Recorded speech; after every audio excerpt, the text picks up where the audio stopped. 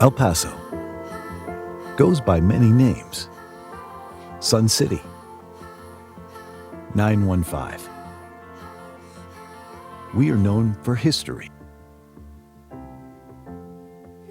culture, food, and art.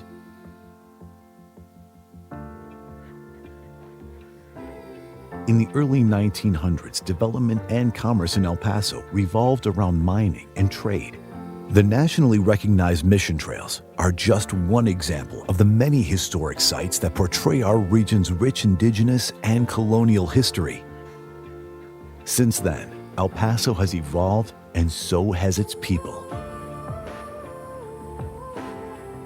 We take great pride in nourishing a skilled and capable workforce, with 72% of our population being bilingual.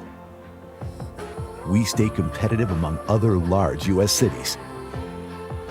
The region's border location boasts a major trade port.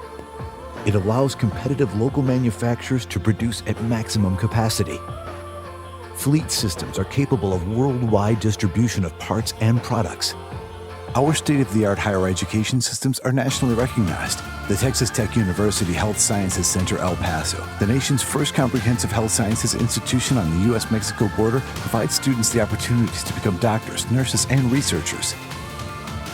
The University of Texas at El Paso offers 74 bachelor's, 74 master's, and 22 doctoral programs. Local government agencies and other economic development organizations help industries become established and expand in our community. The County of El Paso is great for business, but we also keep true to our southern hospitality with plenty of outdoor recreation options. It's easy to keep active in El Paso.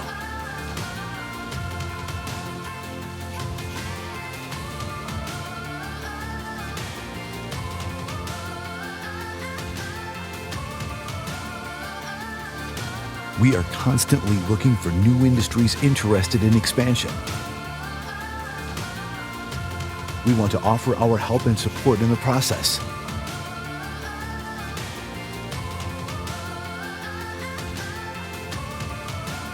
No matter the name, El Paso is proud, strong, progressive. We are El Paso.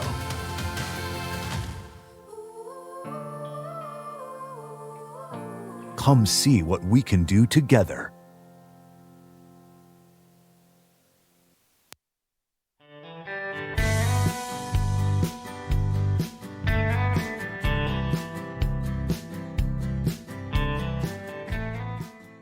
You are watching the broadcast of the El Paso County Commissioners Court meetings. Commissioners Court meetings are held every Monday at 9:30 a.m. on the third floor of the El Paso County Courthouse, located at 500 East San Antonio in downtown El Paso. These meetings are open to the public. The meeting will start momentarily.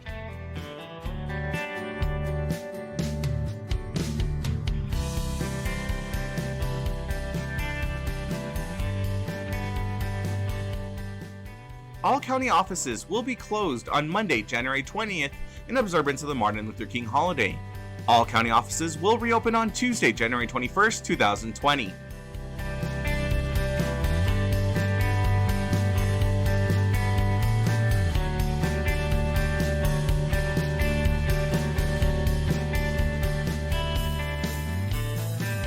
The County of El Paso Public Works Department is offering sandbags at no cost or requirements to the public. The sandbags are outside of the facilities and are available 24 hours a day. The location of the county facilities are the following: the Road and Bridge Fabens Warehouse, located at 1331 North Fabens Street in Fabens, Texas, 79838. The Road and Bridge Canutillo Warehouse, located at 191 Canutillo Avenue in Canutillo, Texas, 79835. And the Road and Bridge Montana Warehouse, located at 14698 Van Lane, El Paso, Texas, 79938.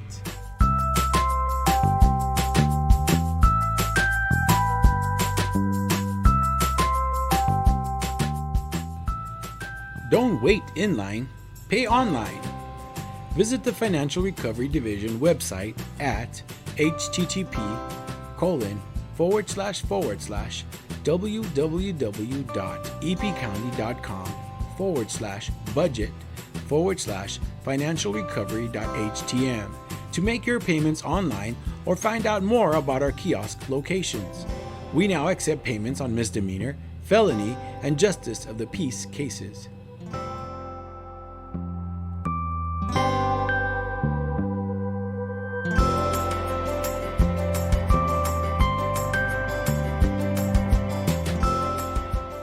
You can now watch Commissioners Court meetings on YouTube. Go to youtube.com and search for El Paso County Commissioners or El Paso County, Texas. Subscribe to our channels to see our latest videos.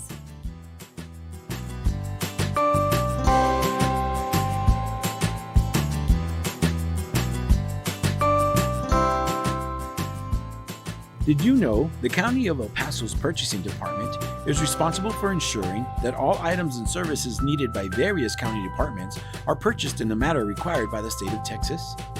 Whether through formal sealed bids or smaller dollar quotations, the county purchasing team is dedicated to finding the best contracting return on your taxpayer dollars. Additionally, the purchasing department is responsible for the tracking of inventory within the county and properly disposing surplus through public auctions. For questions about how to become a vendor and compete for county contracts or to learn more about public auctions, please contact us at telephone number 915-546-2048.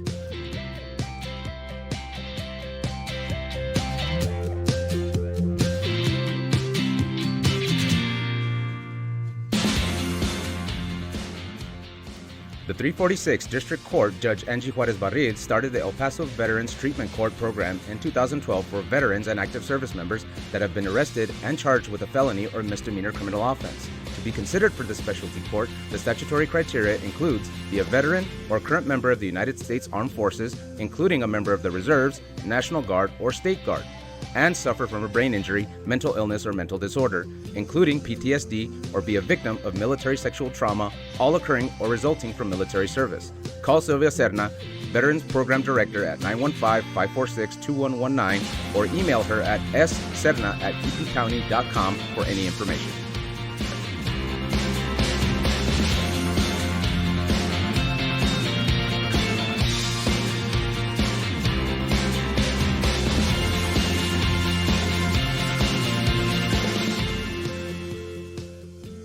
Did you know that the County of El Paso's fixed asset control and inventory disposal is handled through the Purchasing Department? Throughout the course of each business year, the county holds live public auctions to dispose of aged equipment, vehicles, furniture, and other items that are no longer needed. To find out about upcoming auctions or to learn more about the county's inventory disposal process, contact the Purchasing Department at telephone number 915-546-2048.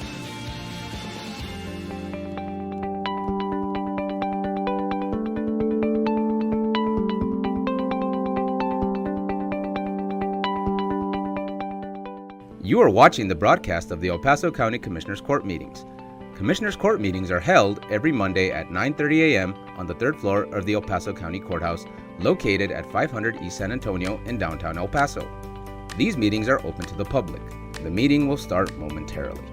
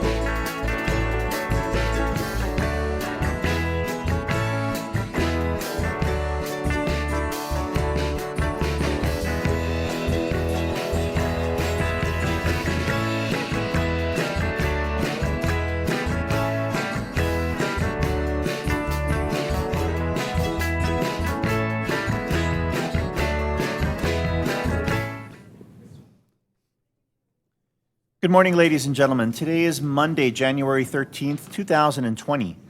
Commissioners' Court is meeting in regular open session.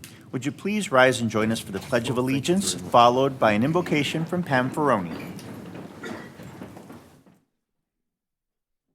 Pledge allegiance to the flag of the United States of America and to the republic for which it stands, one nation, under God, indivisible, with liberty and justice for all. May God bless America. You may be seated, please.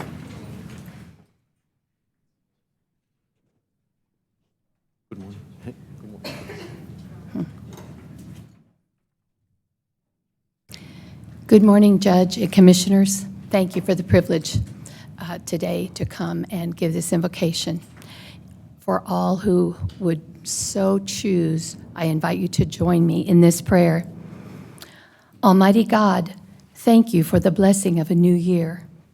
We leave behind a year that has had joys and trials and difficulties, but we give you gratitude for helping us face every day as it came our way. We look forward to the year 2020, and we thank you for giving us grace and new beginnings. Cause us to be reminded of your presence each day and to look to you for the ability to make 2020 a year of progress, victory, meaningful relationships, and faith. Please forgive us for our shortcomings of the past and lead us to a stronger future.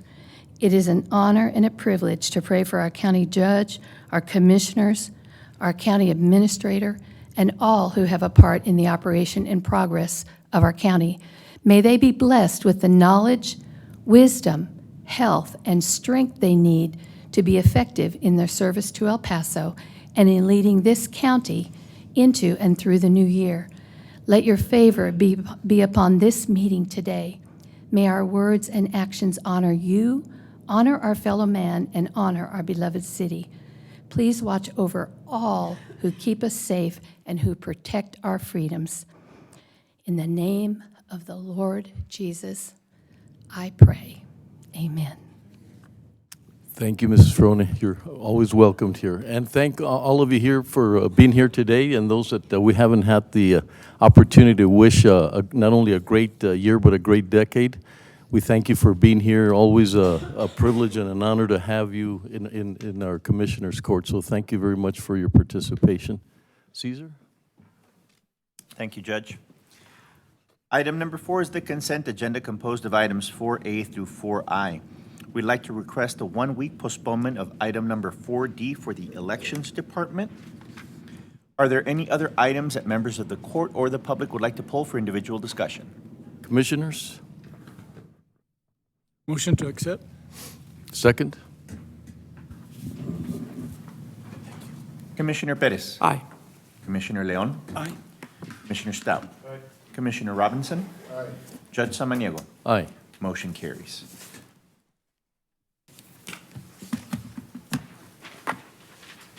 Item number 5A from resolutions. And we do have a correction to read in for item 5A, which should read, approve and adopt a resolution recognizing the month of January 2020 as National Mentoring and Human Trafficking Awareness Month in El Paso County, Texas.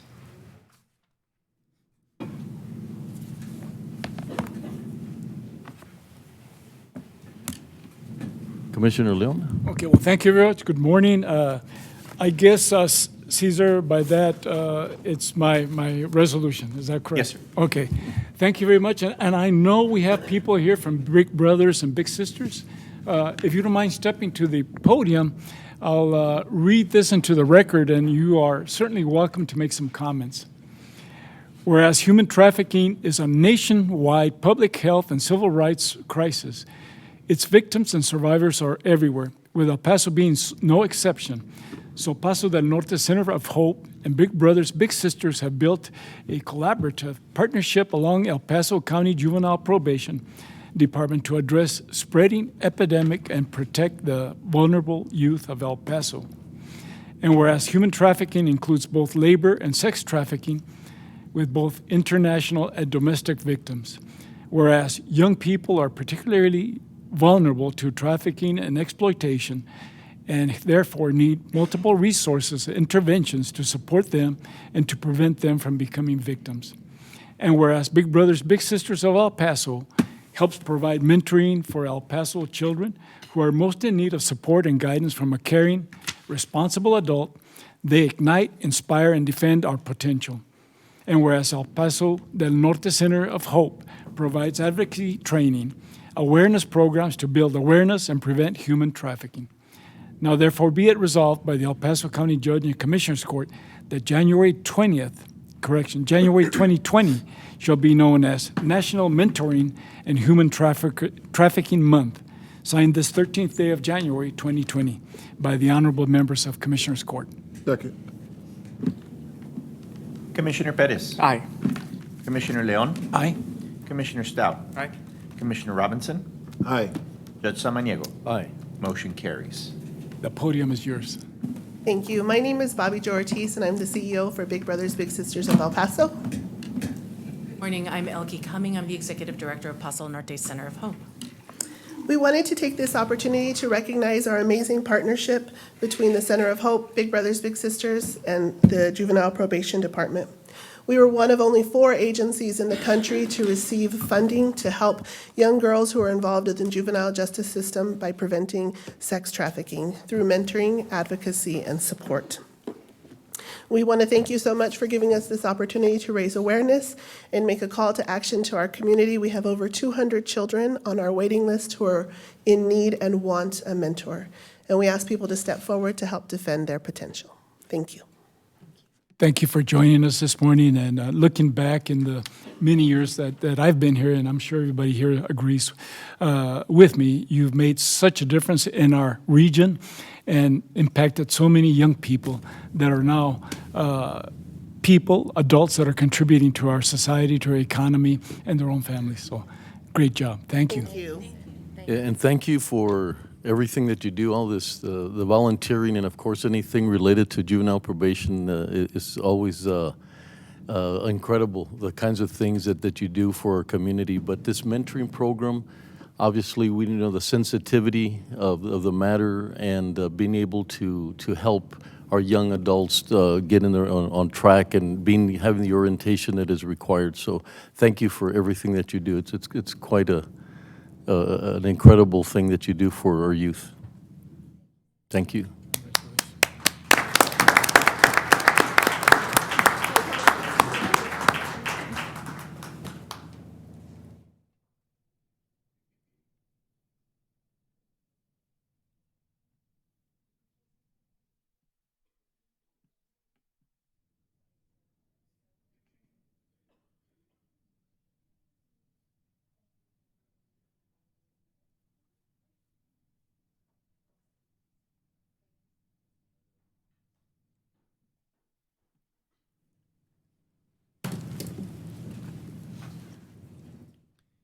Item number 5B, approve and adopt a resolution recognizing the month of January 2020 as Crime Stoppers Month in El Paso County, Texas. Good morning again, and thank you for, it is an honor and a privilege to be able to read this into the record. I know there are several people with Crime Stoppers. Can you join us up in the podium?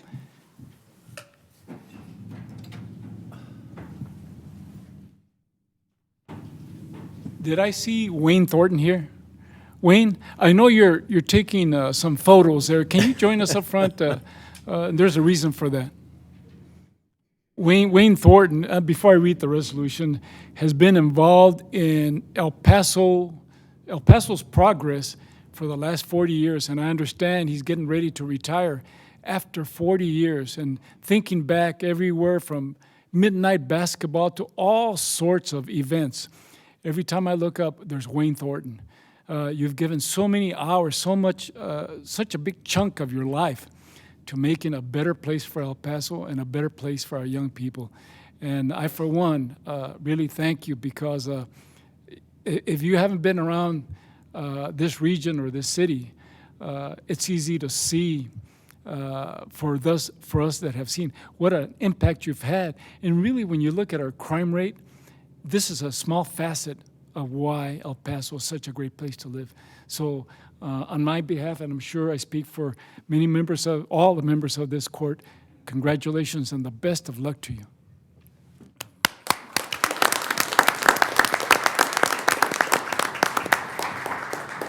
Well, maybe I should have said that at the last, but I'll read the resolution into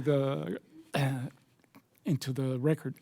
Whereas Crime Stoppers of El Paso, Inc., for more than 40 years has been working in partnership with the community, all law enforcement agencies, and the news media as the only crime-fighting, nonprofit organization that serves the El Paso area and protects the anonymity of tipsters, and whereas Crime Stoppers of El Paso continues to implement Campus Crime Stoppers Club at our schools to help our schools be safe, and whereas Crime Stoppers of El Paso has been successful in several operations in which 4,450 suspects have been arrested, 5,707 cases have been cleared, and $48,515,000 in narcotics have been removed from our city streets, and $4,381,000 in property has been recovered since its inception.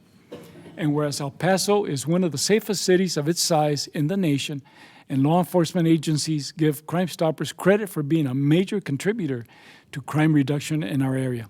And now therefore be it resolved by the El Paso County Judge and Commissioners Court that January 2020 shall also be known as Crime Stoppers Month. Signed this 13th day of January by the honorable members of Commissioners Court. Second. Commissioner Perez. Aye. Commissioner Leon. Aye. Commissioner Stout. Aye. Commissioner Robinson. Aye. Judge Samaniego. Aye. Motion carries. The podium is yours. Thank you. Good morning, Good morning. Judge. Good morning, Commissioners. I am Imelda Loya, President of Crime Stoppers for 2020. I would like to introduce the board members that are here with us today and our Crime Stoppers coordinators. And of course, Mayela Mejia, one of your own, which we're Who very is a happy member to- of my office? Yes. And Antonio, Nora Hernandez, Susie Shoemaker Hicks, and our coordinators are Roger Scheides, John Purchase, and Sergeant Javier Sembrano, our public face of Crime Stoppers. Commissioner, we thank you for the proclamation today, and you read some very big numbers that Crime Stoppers has accomplished since the inception. I would like to give you some smaller numbers for last year. During 2019, Crime Stoppers through Crime Stoppers work, 72 suspects were arrested, 144 cases were cleared. This work was possible because of the anonymity that Crime Stoppers offers to people who have information about crimes. This anonymity is what has made Crime Stoppers so successful. The success of Crime Stoppers is attributed to the people and businesses of El Paso, to the media, and to the members of the Commissioners Court who support our organization.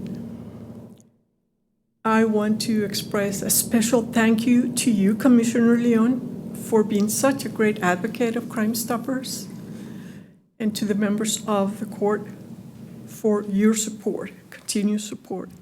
I look forward to many more years of productive, successful work with Crime Stoppers and work with you as well.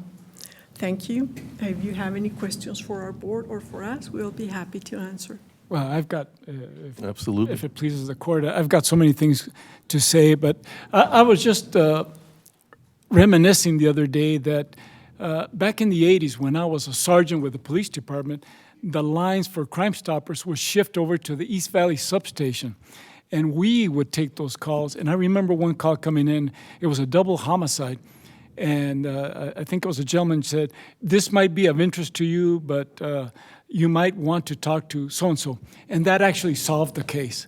But what I bring this up because not only are subjects arrested and taken off the streets, but we save so much money in an investigation that can take a year, 2 years, sometimes can be solved in a matter of 2 months because of that one call.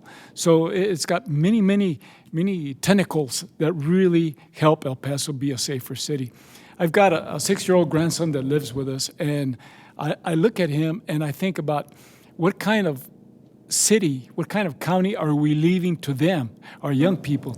And because of organizations like this, I know that we're headed in the great direction for our community. So thank you for what you do, because it's not just going to meetings. That takes a lot of work. And I see it, I know it, and Mayela, who is part of our office, is always so involved, always on weekends doing something. So thank you for your time, because I know it's not just making meetings. You know, last week, when you were here, there was a missing element, and that was Commissioner Leon, because I so much wanted him to contribute because of his passion and what he does. And, you know, thank all of you for what you do, but I also thank Commissioner Leon for that kind of support, that passion that he's had. I don't know which one is first, the blood drive or or this one. It's right there together. And then finally, Wayne, you know, I've gotten to know you from a long time ago, and from Parks and Recreation and everything that you've done. And I mean, I think you're the epitome of giving to your community, and the impact that you've had has just been amazing. I thank you. I know it's going to be hard for you to not stop doing more things, even though you're retired. It just doesn't wane, and not doing things, it just doesn't, it's counterintuitive. So thank you very much for everything that you've done. It's been great watching like Commissioner Leon said, it's the legacy that you've left is what a great footprint. So thank you very much, Wayne, for that. And I just... Commissioner Robinson. Well, a couple of things. Commissioner Leon, thank you for your support and enthusiasm for Crime Stoppers. Crime Stoppers have been great for our community in many different ways. A lot of people in our community are afraid to call, for one reason or another, call the police department. But the outlet they have is calling Crime Stoppers. Because I many times some of my constituents in Northeast indicate, well, there's a drug dealer live in my neighborhood, and I said, well, call the police department. No, I don't want to put my name. They'll get my name. Call Crime Stoppers, where they can call anonymously, and still get the job done. But I was comments about Wayne Thornton, some things that you don't know. But they're all good. Oh, okay. Now, little do many people know that Wayne Thornton was the first women's coach at UTEP. You know that, did you? The very first women's basketball coach at UTEP. Wayne Thornton was also many things. He played basketball. He refereed basketball. You talk about the midnight basketball. I was one of the first individuals to referee in the midnight basketball. Wayne goes a long way, and everything that Wayne put his hands on turns out great. Go back years and years and years. So we gonna miss you and things that you do with the city. We just wish you well, as always. So thank you. Thank you, Commissioner Robinson. An applause for all. I'm sorry. Oh. I forgot one thing. You know what his nickname is? Can we say it out loud? It's not yes, bad. Please. Thunder. Thunder. I had. Well, thank you. You didn't think I remembered, huh? Wayne, is there anything you'd like to say? Okay, I guess that's a negative. That's but Wayne. I do want to say that, I'm sorry I forgot to mention Wayne, but he is very influential in our board. He has a lot of experience and has been with Crime Stoppers for a long time. So we count on him to help us out and referee us as well. Yes. So, thank you. Okay, thank you.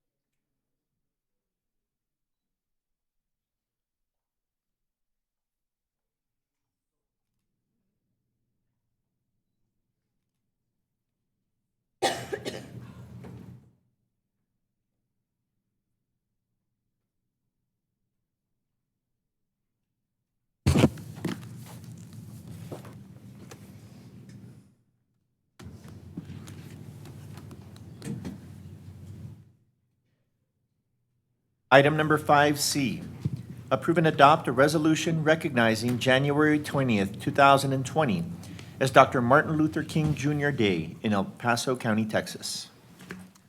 Anyone here from the Martin Luther King Committee? No? Well, for the record, I'll read the resolution. Whereas Dr. Martin Luther King Jr. contribution to our history place him in this in his position. In his short life, Martin Luther King Jr. was instrumental in helping to realize and rectify those imperfect flaws which were tarnishing the name of America. And whereas in those days, American blacks faced restrictive laws and customs, those breaking these laws were subject to arrest and harassment in the legal system. In December 1956, the United States Supreme Court declared Alabama segregation laws unconstitutional. This led to the passage of the Civil Rights Act of 1964. And whereas Black Americans needed Dr. Martin Luther King Jr., but above all, America needed him. Within the span of 13 years, from 1955 to his death in 1968, he was able to expand, expose, and extricate America from many wrongs. And whereas in the late 1967, Dr. King initiated the Poor People's Campaign designed to comfort the economic problems that had not been addressed by earlier civil rights reforms. The following year, while supporting the striking sanitation workers in Memphis, Tennessee, on April 4th, 1968, Dr. Martin King, where do we go from here? Moving forward, we cannot lose our hard-earned civil rights, standing strong in adverse world. Now, therefore, be resolved by the El Paso County Commissioners County Judge and the Commissioners Court that the January 20th, 2020 be recognized as Dr. Martin Luther King Day in El Paso, Texas. Signed the 13th day of January 2020. Second. Commissioner Perez. Aye. Commissioner Leon. Aye. Commissioner Stout. Aye. Commissioner Robinson. Aye. Judge Samaniego. Aye. Motion carries.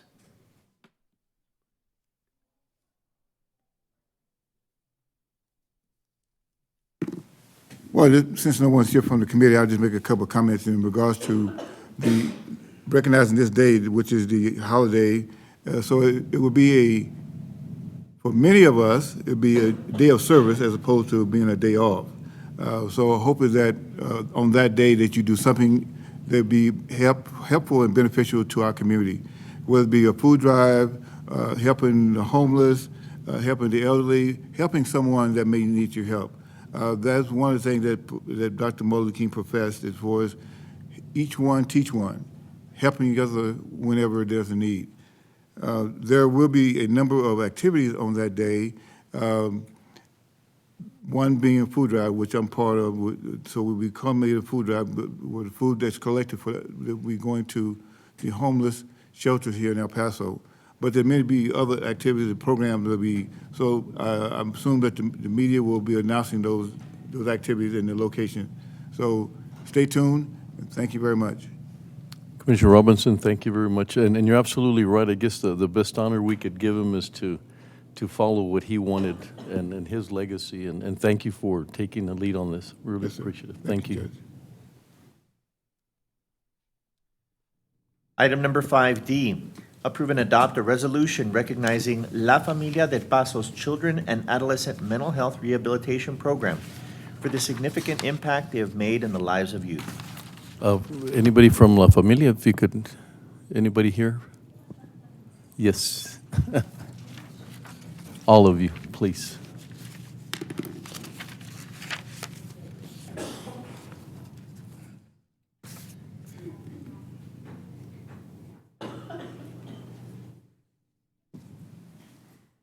Morning. Good morning. Your Thank you.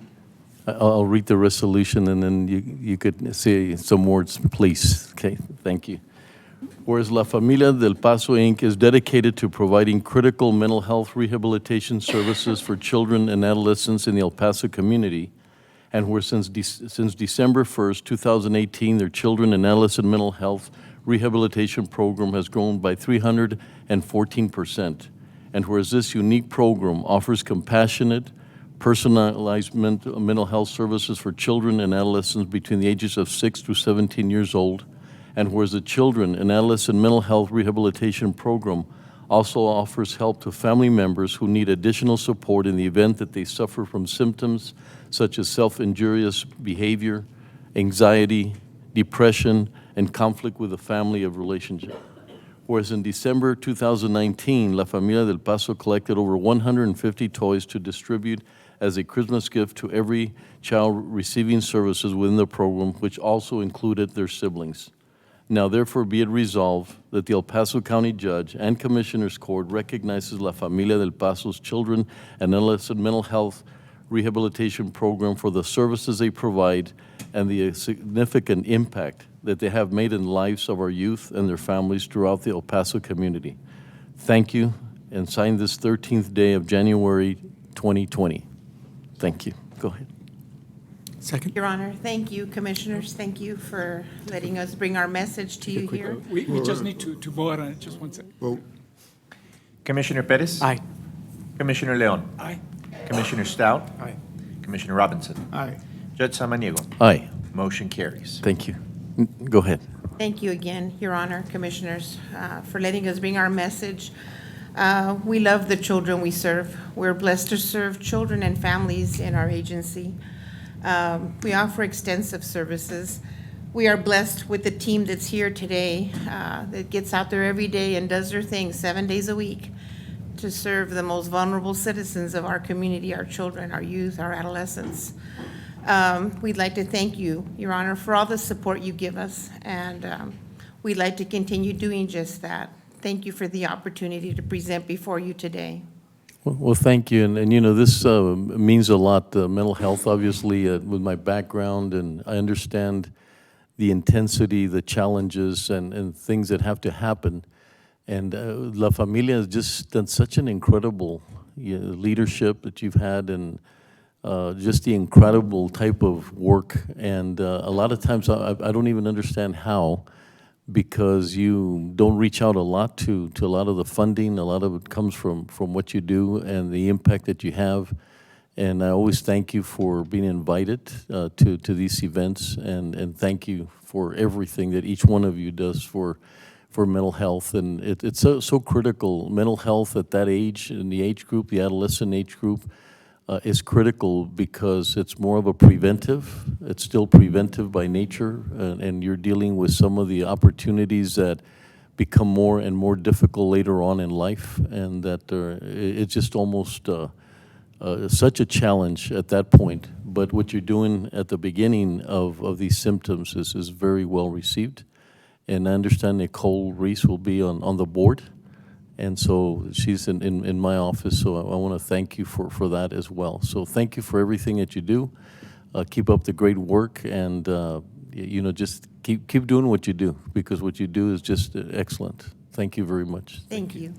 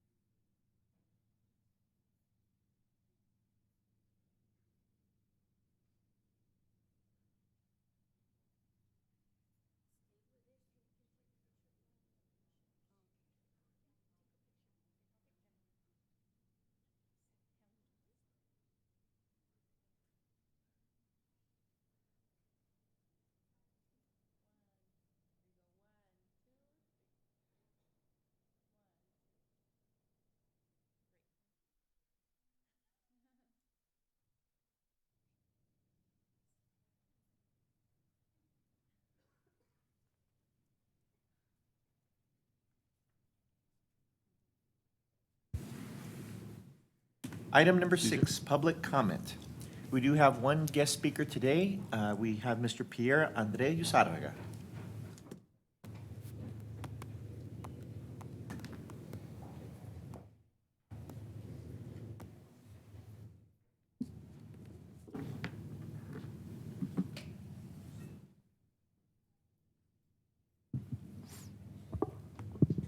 Good morning, El Paso County. Good morning. Morning. Thank you, gentlemen.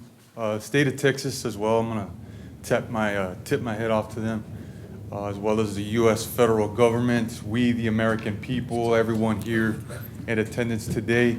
It's 2020. It's January.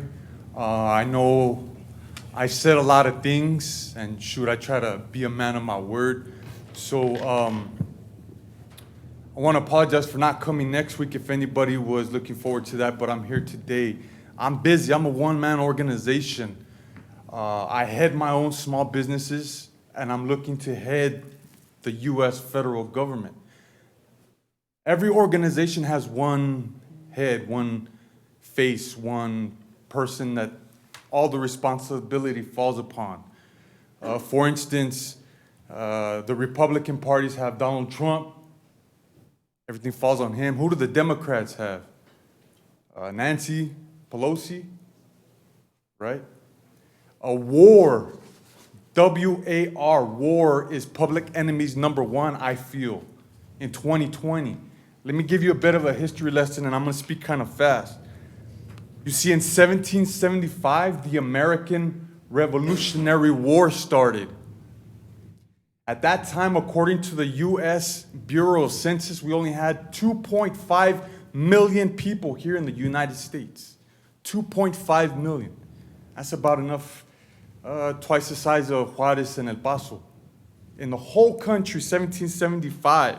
Now we have 320 plus million Americans. We're growing fast. When we started in 1775, our objective was to fill up the land with people, with settlers. But during that time, during the past 200 years, we've been warring, fighting. Let me give you some examples. We had the American Revolutionary War. We had the Spanish-American War in the early 1800s. We had the Mexican War of Independence from Spain. We had the British-American War. We had the Texas Revolutionary War. We had the Battle of the Alamo and the Battle of San Jacinto. That affects Texas. That affects El Paso. In 1845, Texas was annexed as the 28th state. In 46 through 48 of 1800, we had the Mexican-American War. And in 1850, we had the county of El Paso, which was created in 1850. War after war after war. We had the American Civil War, which was from 1861 to 1863. War.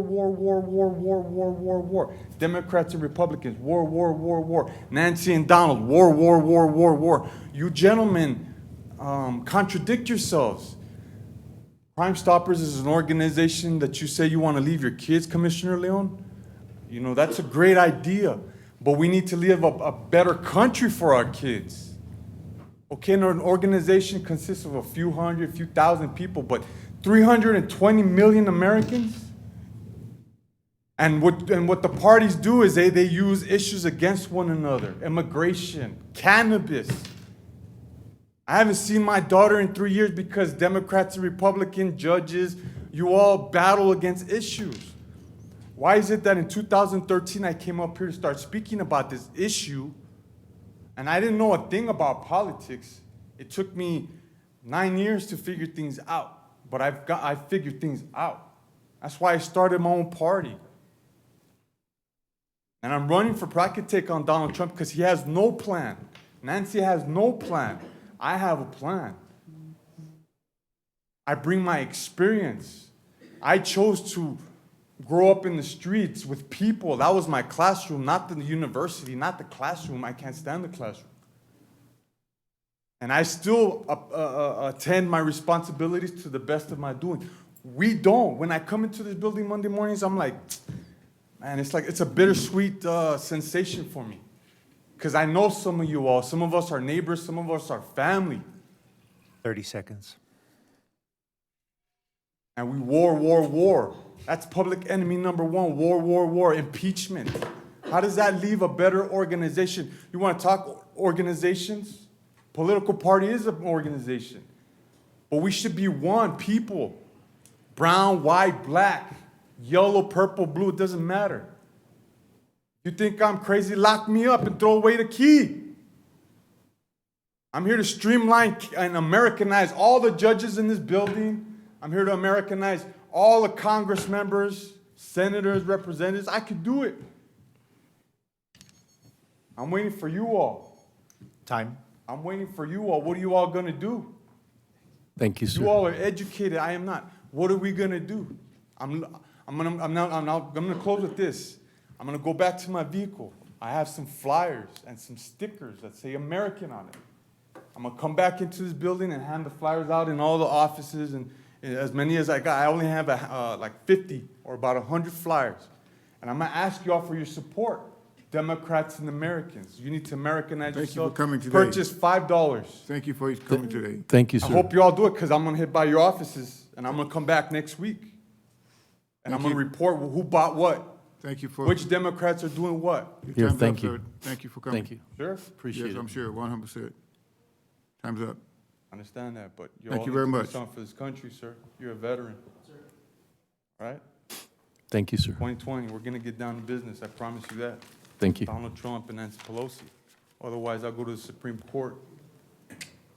Thank you. All right. Caesar? Judge. I'd also like to make one comment regarding the items from the consent agenda. When I mentioned that we had an item that we'd be postponing for the Elections Department, item 4D, I just want to put it on the record that I made a mistake and said that it was for 1 week. It'll actually be 2 weeks because of our holiday this following week. Thank you. This brings us to item number 7 from the regular agenda. Receive a presentation of the audited financial statements for the El Paso County Hospital District doing business as University Medical Center for the fiscal year ended as of September 30th, 2019, and take appropriate action. Good morning, Commissioners and Judge. Do you want us to wait till he gets back? No, go ahead. So, we're here to provide the financial statement audit results for year ended September 30th, 2019 through our auditors BKD, represented by Tom Watson and Chris Stark. So we'll cede the podium for them to do their presentation. All, it's good to see you again. My name is Tom Watson. I've had the privilege to speak to you for a number of years. This year we did do a partner rotation on the audit for University Medical Center of El Paso. Chris Clark, who has, nearly 15 years of experience auditing hospitals, is now the new partner in charge of this engagement. So Chris is going to present the findings, so I want to introduce you to him. Thank you, and thank you for having us today. As Tom mentioned, my name is Chris Clark. I'm a partner with BKD. I've been with BKD for nearly 20 years and have primarily focused my career on auditing hospitals like UMC El Paso. I'm happy to be here today to present the results of the fiscal 19 financial statement audit. In your materials, you've got a copy of the audit report and a letter from BKD to the board of the hospital district that details all of the required communications that, as your audit firm, we're required to communicate to the governing body. I've summarized the key elements of that on these slides, so that's where I'm going to focus the attention today. Please feel free to stop me if you have any questions as we move along. The first thing to note is that we have issued an unmodified opinion on the financial statements of UMC El Paso. That means that BKD is providing a reasonable level of assurance that the financial statements are accurate and complete, and that the footnotes contain all the information that a user of the financial statements might need to know to better understand the financial position of the organization. We've also noted here, in terms of the qualitative aspects of your accounting policies and practices, the accounting policies and practices of UMC El Paso are consistent with prior years. They're also consistent with industry standards and the standards of hospital districts throughout the state of Texas. We had no difficulties encountered in conducting the audit, no contentious accounting issues or anything of that nature, and we did not consult with any other accounting firms in the course of conducting the audit. We received all the cooperation that we felt like we needed from the accounting team and the management team of UMC El Paso in conducting the audit, and I'm very appreciative to them for that cooperation. We've also noted here in the last bullet point, other material written communications between BKD and UMC El Paso. That includes the management letter that's included in your materials, the management representation letter that the CFO and CEO signed indicating that they also believe that the financial statements are accurate and complete. And then we've also issued a single audit report, which is a compliance report over funding that you received from the state of Texas. We had no findings in that report, meaning we identified no compliance issues as it relates to the requirements of the grants that you receive through the state of Texas. As I mentioned on the previous slide, your accounting policies are consistent with industry standards. Those are detailed in footnote 1 to the financial statements. And we've listed here some of the other disclosures in the financial statements that we think are most relevant to the users of the financial statements, and that includes patient revenue recognition, supplemental payment programs, which are very material to UMC El Paso, the details of employee benefit plans like the defined benefit pension plan and the post-employment benefit plan for health benefits. There were no adjustments that BKD proposed that were recorded in the financial statements. That means that the financial statements that were being prepared by UMC El Paso on a monthly basis we found to be accurate and complete and required no adjustment. There were some variances that we identified through our audit process that we deemed ultimately to be immaterial, as did management and the board of UMC El Paso. And then lastly, on this slide, we've identified the most significant issue that was the subject of conversation with management throughout the process, and that really related to the conversion of the patient accounting system that occurred during 2019. That's always a significant issue for any hospital that goes through a conversion of that nature, and I'll touch on a few other elements of that as we go throughout the remainder of the slides. This slide shows you condensed balance sheet over the last 5 years. We like to show multiple years to give you some context as to where the organization has been and where the organization stands today. Some of the things that stick out to me the most, as I look at this slide, is the increase in cash and short-term investments, which increased by about $11 million year over year. And then the other thing that might stand out to you is that increase in patient accounts receivable, which increased by about $19 million this year. That's directly attributable to the patient accounting system conversion. Anytime you have a conversion of that nature, there's a process that you go through that takes longer to get bills out the door, and that collection process slows. That was expected. We knew that this would happen going into the audit for this year. Over time, as you gain more experience under that new system, then we'll expect to see that patient accounts receivable number come back down to a level that's more consistent with prior years. On the liability side of the balance sheet, a couple of things that we wanted to point out. You'll notice an increase in current liabilities from $127 million in 2018 to just shy of $150 million in 2019. That's directly attributable to a tax anticipation note that was around $18 million that was on the balance sheet as of September 30th. Those tax anticipation notes are utilized to fund the intergovernmental transfers that are required to draw down supplemental Medicaid funding. As I understand it, that $18 million note will likely be paid off in January or February, and that's why you see that in that current liability number at the end of 2019. The other most notable change on the liability side of the balance sheet was the increase in the net pension liability, which increased from $28 million up to $69 million as of September 30th. There's a reason for that increase. Your pension plan is measured as of December 31st, 2018. And if you'll think back to that time, there was a decline in the market in the last quarter of 2018. So the value of pension plan assets at that time decreased pretty dramatically, which increased your net pension liability. Obviously, over the course of 2019, we've seen a recovery in the market, and we expect that when that liability is valued at the end of 2019, it'll be valued at December 31st, 2019, you'll see a reduction in that net pension liability because of that market recovery.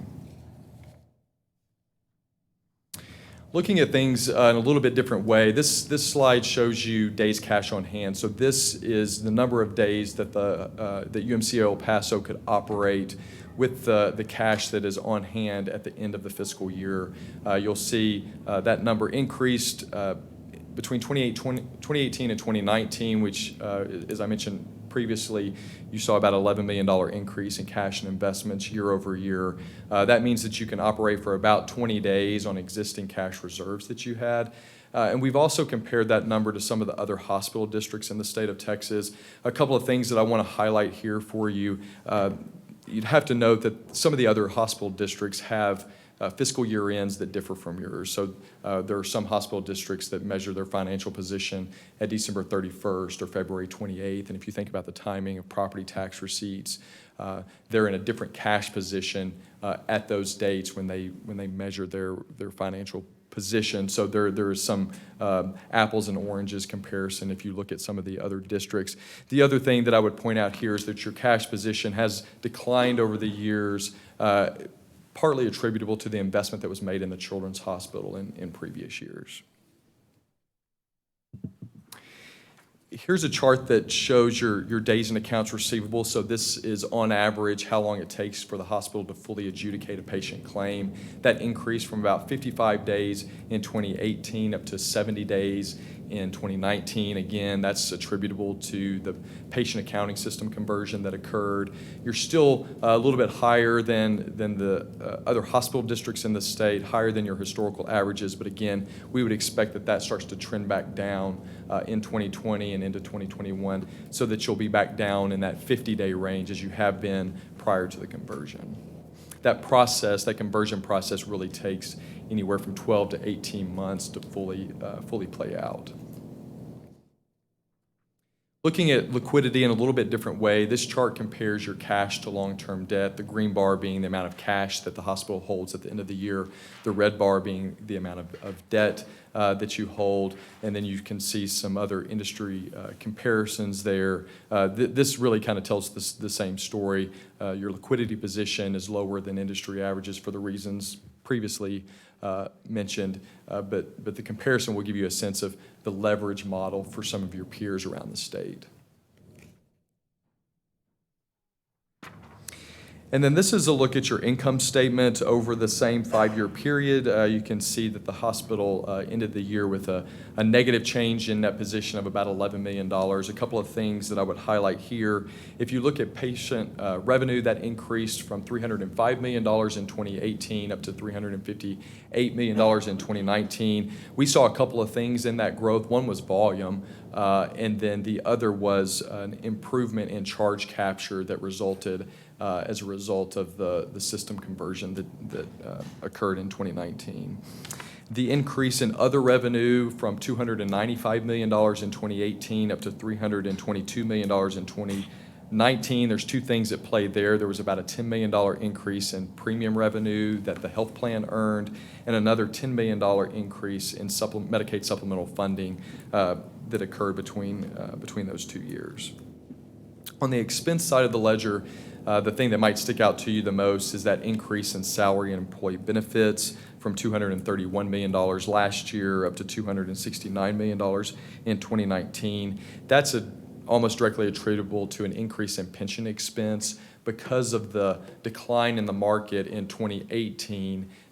That difference between what the market earned and what actuaries anticipated that you would earn gets amortized into pension expense over a 5-year period. So 2019 was the first year that you had that, and that increased your pension expense by about $10 million year over year. This slide compares cash collections to net revenue, and this is an analysis that we do as we validate the revenue that's being recognized in the income statement. Over a 3 to 5 year period, you would generally expect that the cash collections that the hospital receives are consistent with the revenue that's recognized in the financial statements, and that was true from 2015 through 2018. In 2019, you see a little bit of a delta because of the growth in patient accounts receivable and the system conversion. Again, we would expect that as we measure this out over the next 2 to 3 years that those numbers will be more comparable. But in our analysis, we concluded that the patient revenue that's been recognized in the financial statements is accurate. Then this chart shows you the support that the hospital receives through various supplemental Medicaid funding programs. There are a variety of those programs that exist today.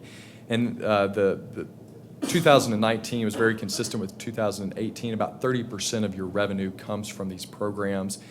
And then we've highlighted here some of the other districts in the state, just to give you a sense of how much support those hospital districts receive from these supplemental programs. And that percentage is oftentimes driven by payer mix and the number of uninsured patients that the hospitals receive.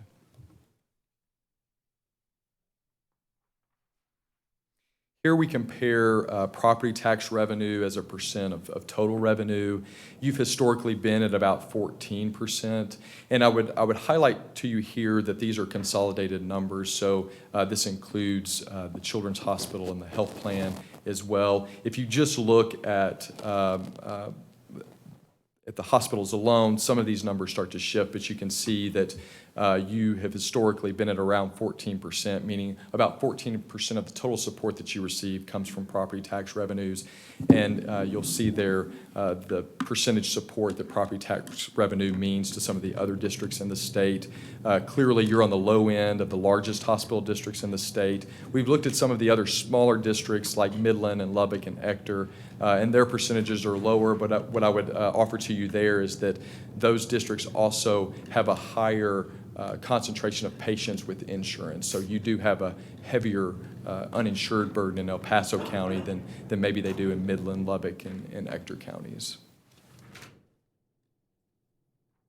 And then the last financial slide I have for you is a comparison of capital asset purchases to depreciation expense. The red bar shows you the annual depreciation expense that's been recorded. The blue bar shows you the dollars that are spent on capital investment, and then the green bar shows you averages for the industry. What this would suggest is that if you look over the last 5 years, you've replenished your property, plant, and equipment given the amount of depreciation that has occurred. Some of that has been in the investment in information technology that was required as part of the patient accounting system conversion. In terms of other recommendations, we did identify a couple of matters related to information technology and user access rights, and have made some recommendations to the management of the hospital regarding those matters. And then the other thing that's highlighted in the letter that you see in your materials are new accounting standards that will have implications to the financial statements of UMC El Paso over the coming years, and the details of those are included in the letter. Those are all the prepared comments we have. Be happy to answer any questions that you might have. Commissioners? Thank you very much. Appreciate it. Oh, Commissioner Perez. Thank you very much for the presentation. You know, regarding the days of cash on hand, I mean, to my recollection, I don't recall there ever being a discussion about the timing disparities that would you said there might be some apples to oranges comparisons there. So I guess I don't know if is that something you took a look at as where we would stand if you were to, of all things being equal, or if those disparities didn't exist, where we would be in terms of days of cash on hand, because I know that was a significant topic of conversation when we were discussing the hospital district tax rate. Sure. You know, certainly I think if you were to look at other measurement dates, the cash position of UMC El Paso would still be lower than some of the other districts in the state. I think the delta between the two would probably not be as significant as what that slide would suggest, only because you've got, if you look at the other districts, particularly the large districts, Parkland and Tarrant County, JPS and Fort Worth measure as of September 30th, but Harris Health measures as of February 28th, and San Antonio measures as of 12/31, so their cash positions are much stronger there. I'm not sure, Michael, if you have a sense of what your day's cash would be as of the end of December or the end of February, but certainly it would be higher than the 20 days that you see in these materials. Right, because if the mid-sized districts are at 80 days cash on hand and we're at 20, I mean, are we talking about perhaps 50% more, 100% more? Would we be at 40 days cash on hand, which would mean that we'd be at 50% of what mid-sized districts are versus the 20 days? I mean, that's a significant difference. Like Michael Nunez, Chief Financial Officer, UMC. If we were to measure ourselves as of February 28th, when we have received about 95% of our property taxes, that would be about an additional $110 million in cash.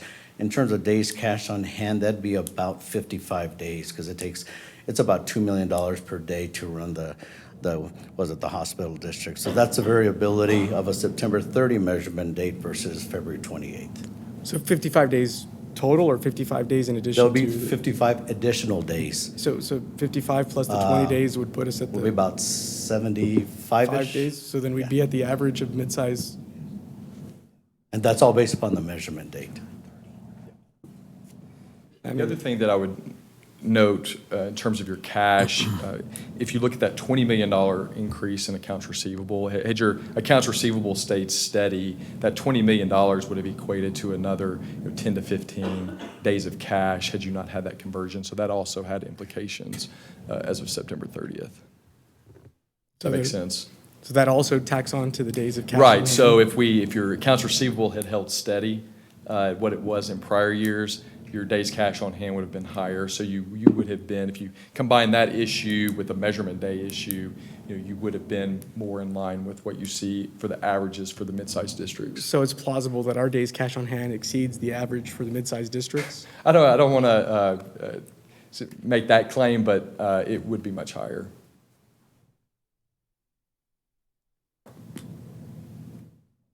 Any additional questions?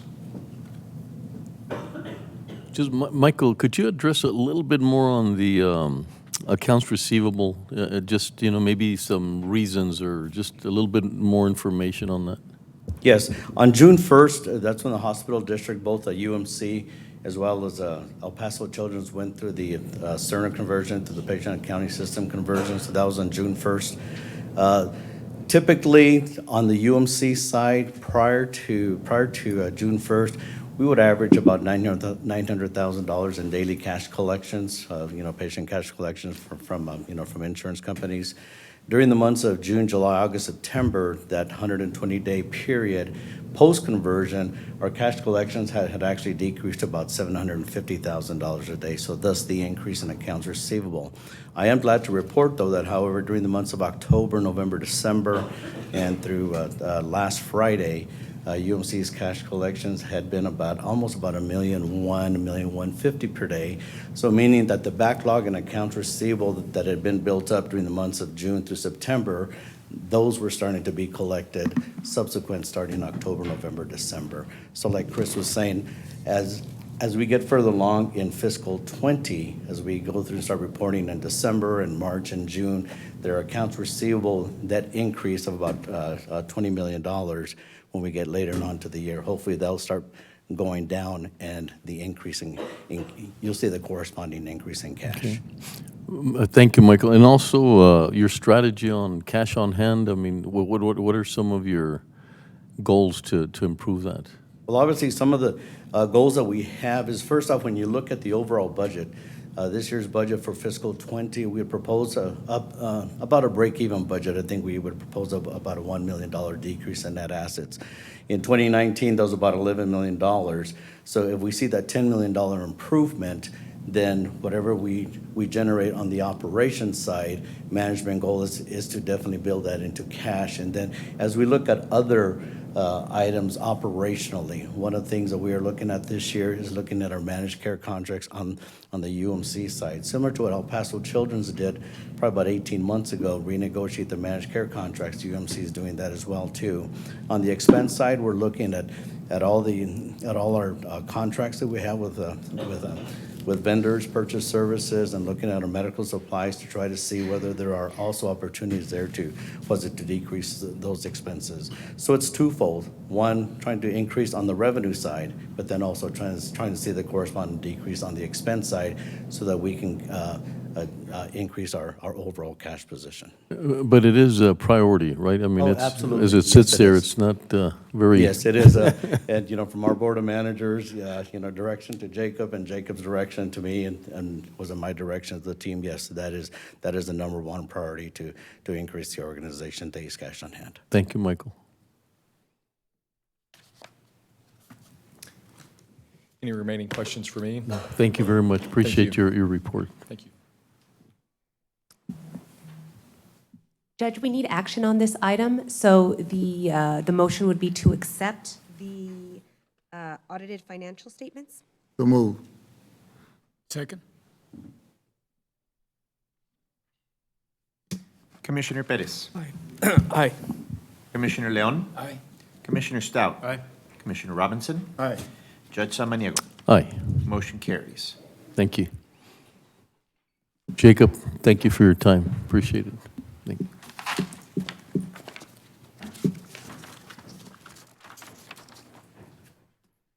Item number 8, board appointments.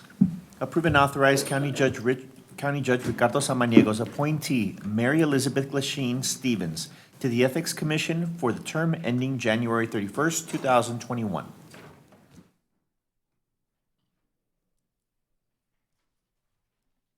Betsy? Sorry.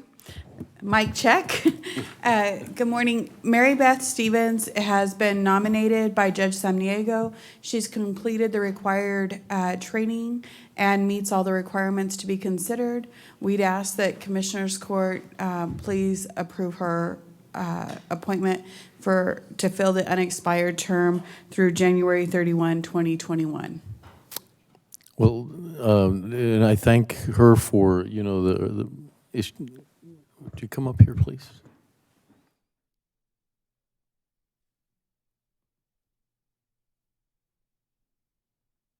Well, Mary Beth, thank you. Thank you so much for, being part of our ethics committee now, and, your background, your reputation, it's very enlightening, and we thank you for being part of this. So I know some great things will happen. Have a lot of trust in what you can do. So thank you very much.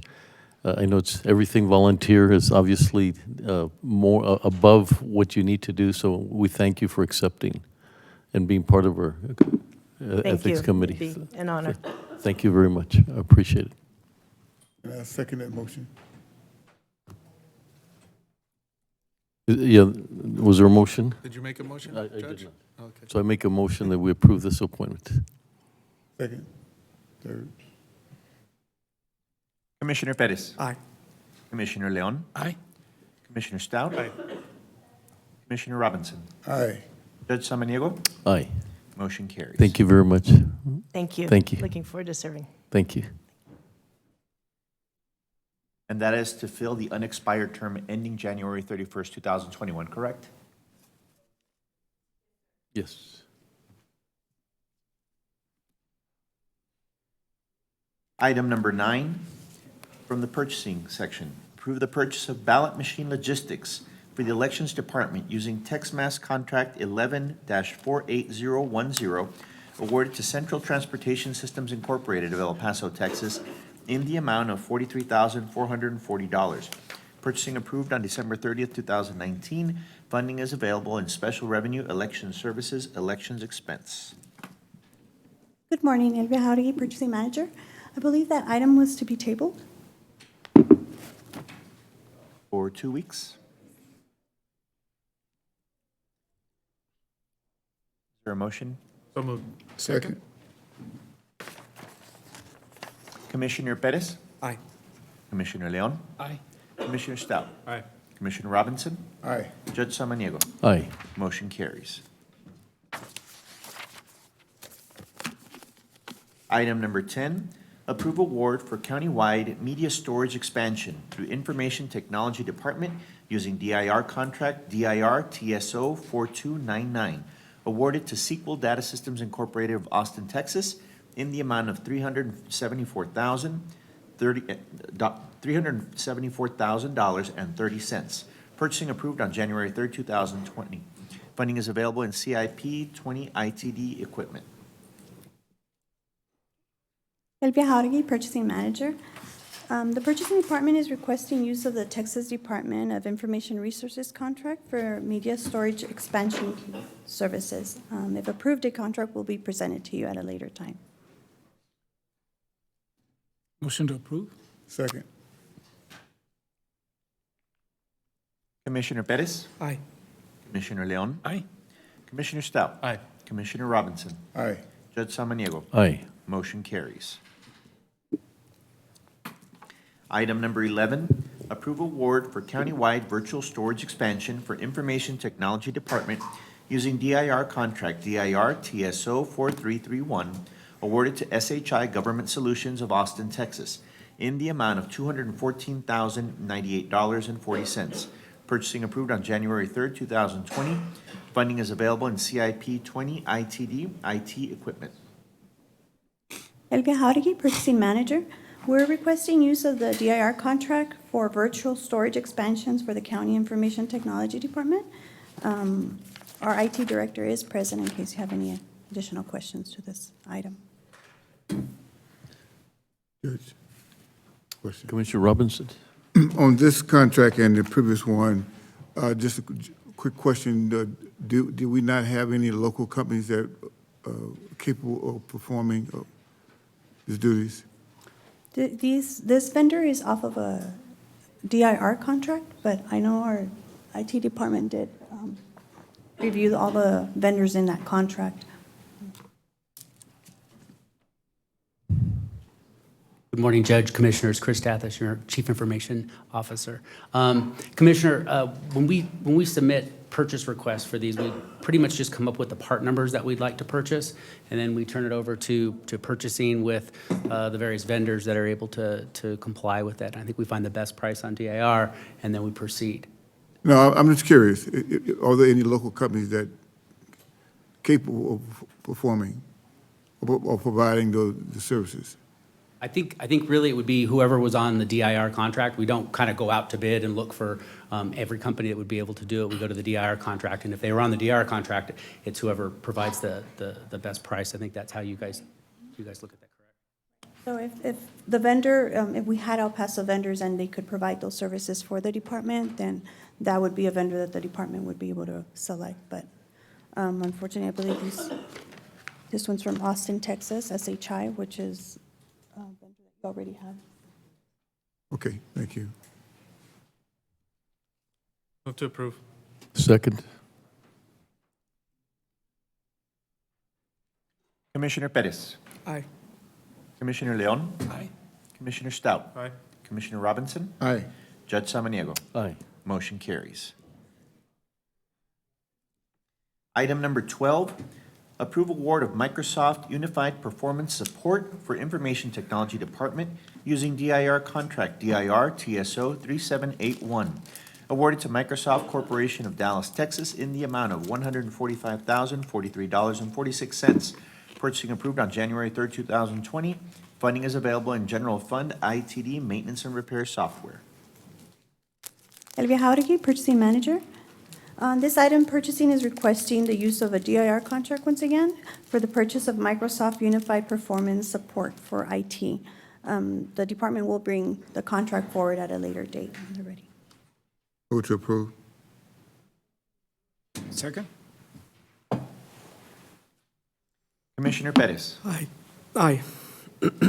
Commissioner Leon. Aye. Commissioner Stout. Aye. Commissioner Robinson. Aye. Judge Samaniego. Aye. Motion carries. Thank you. Thank you very much. Item number 13, Auditor.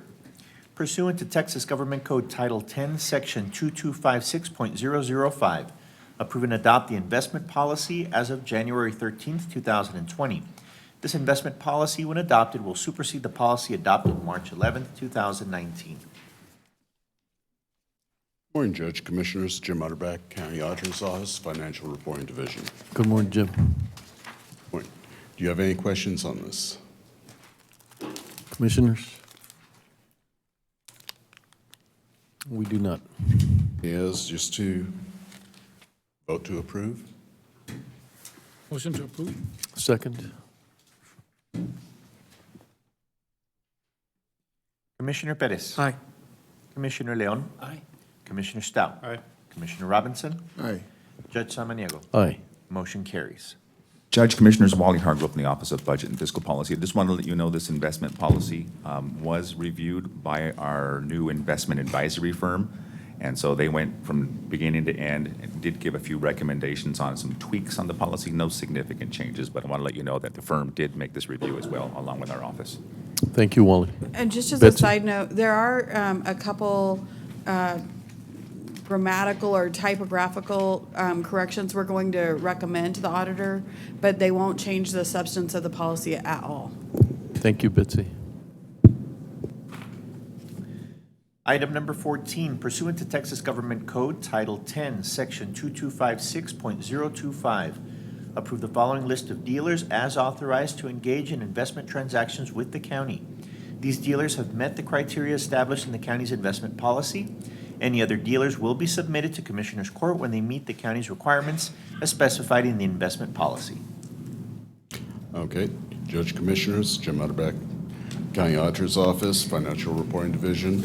We have 8 broker-dealers and pools that have replied back to our request for them to reply and have met the criteria for meeting our investment policy. And those were Texpool Prime, Stifel Financial, Finding Sparks, Great Pacific Securities, MBS Multibank Securities, RBC Capital Markets, and Wells Fargo Securities.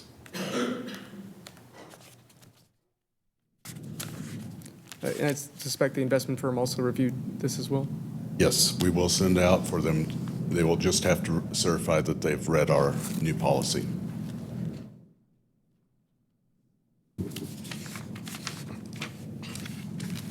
Move to approve. Second. Commissioner Perez. Aye. Commissioner Leon. Aye. Commissioner Stout. Aye. Commissioner Robinson. Aye. Judge Samaniego. Aye. Motion carries. Thank you. Thank you, Jim. Item number 15, Information Technology. Approve and authorize the county judge to sign the service agreement between the County of El Paso and Microsoft Corporation. Funding is available in General Fund, ITD, Maintenance and Repair Software. Contract number 2019-0943. Good morning, Judge, Commissioners. Chris Stathis, your Chief Information Officer. The item before you is an important item from Microsoft. It allows us to continue accelerated support, direct assistance, hands-on training, and strategic planning for all of our Microsoft products. We currently use the product, and we are optimistic that we'll gain your approval. I'm happy to answer any questions if you have any. Commissioners? Motion to approve? Second. Commissioner Perez. Aye. Commissioner Leon. Aye. Commissioner Stout. Aye. Commissioner Robinson. Aye. Judge Samaniego. Aye. Motion carries. Thank you. Item number 16, Public Works. Receive an update on the traffic control plans and procedures related to the Mission Ridge Boulevard Phase 2 project improvements along Pelicano Drive. Further discuss and take appropriate action related to the implementation of any further traffic control measures, including temporary road construction. Good morning, Judge and Commissioners. Cecil Landeros with the Planning and Development Department. This item is coming back to you after our presentation and discussion last week related to the implementation of secondary traffic control measures along Pelicano.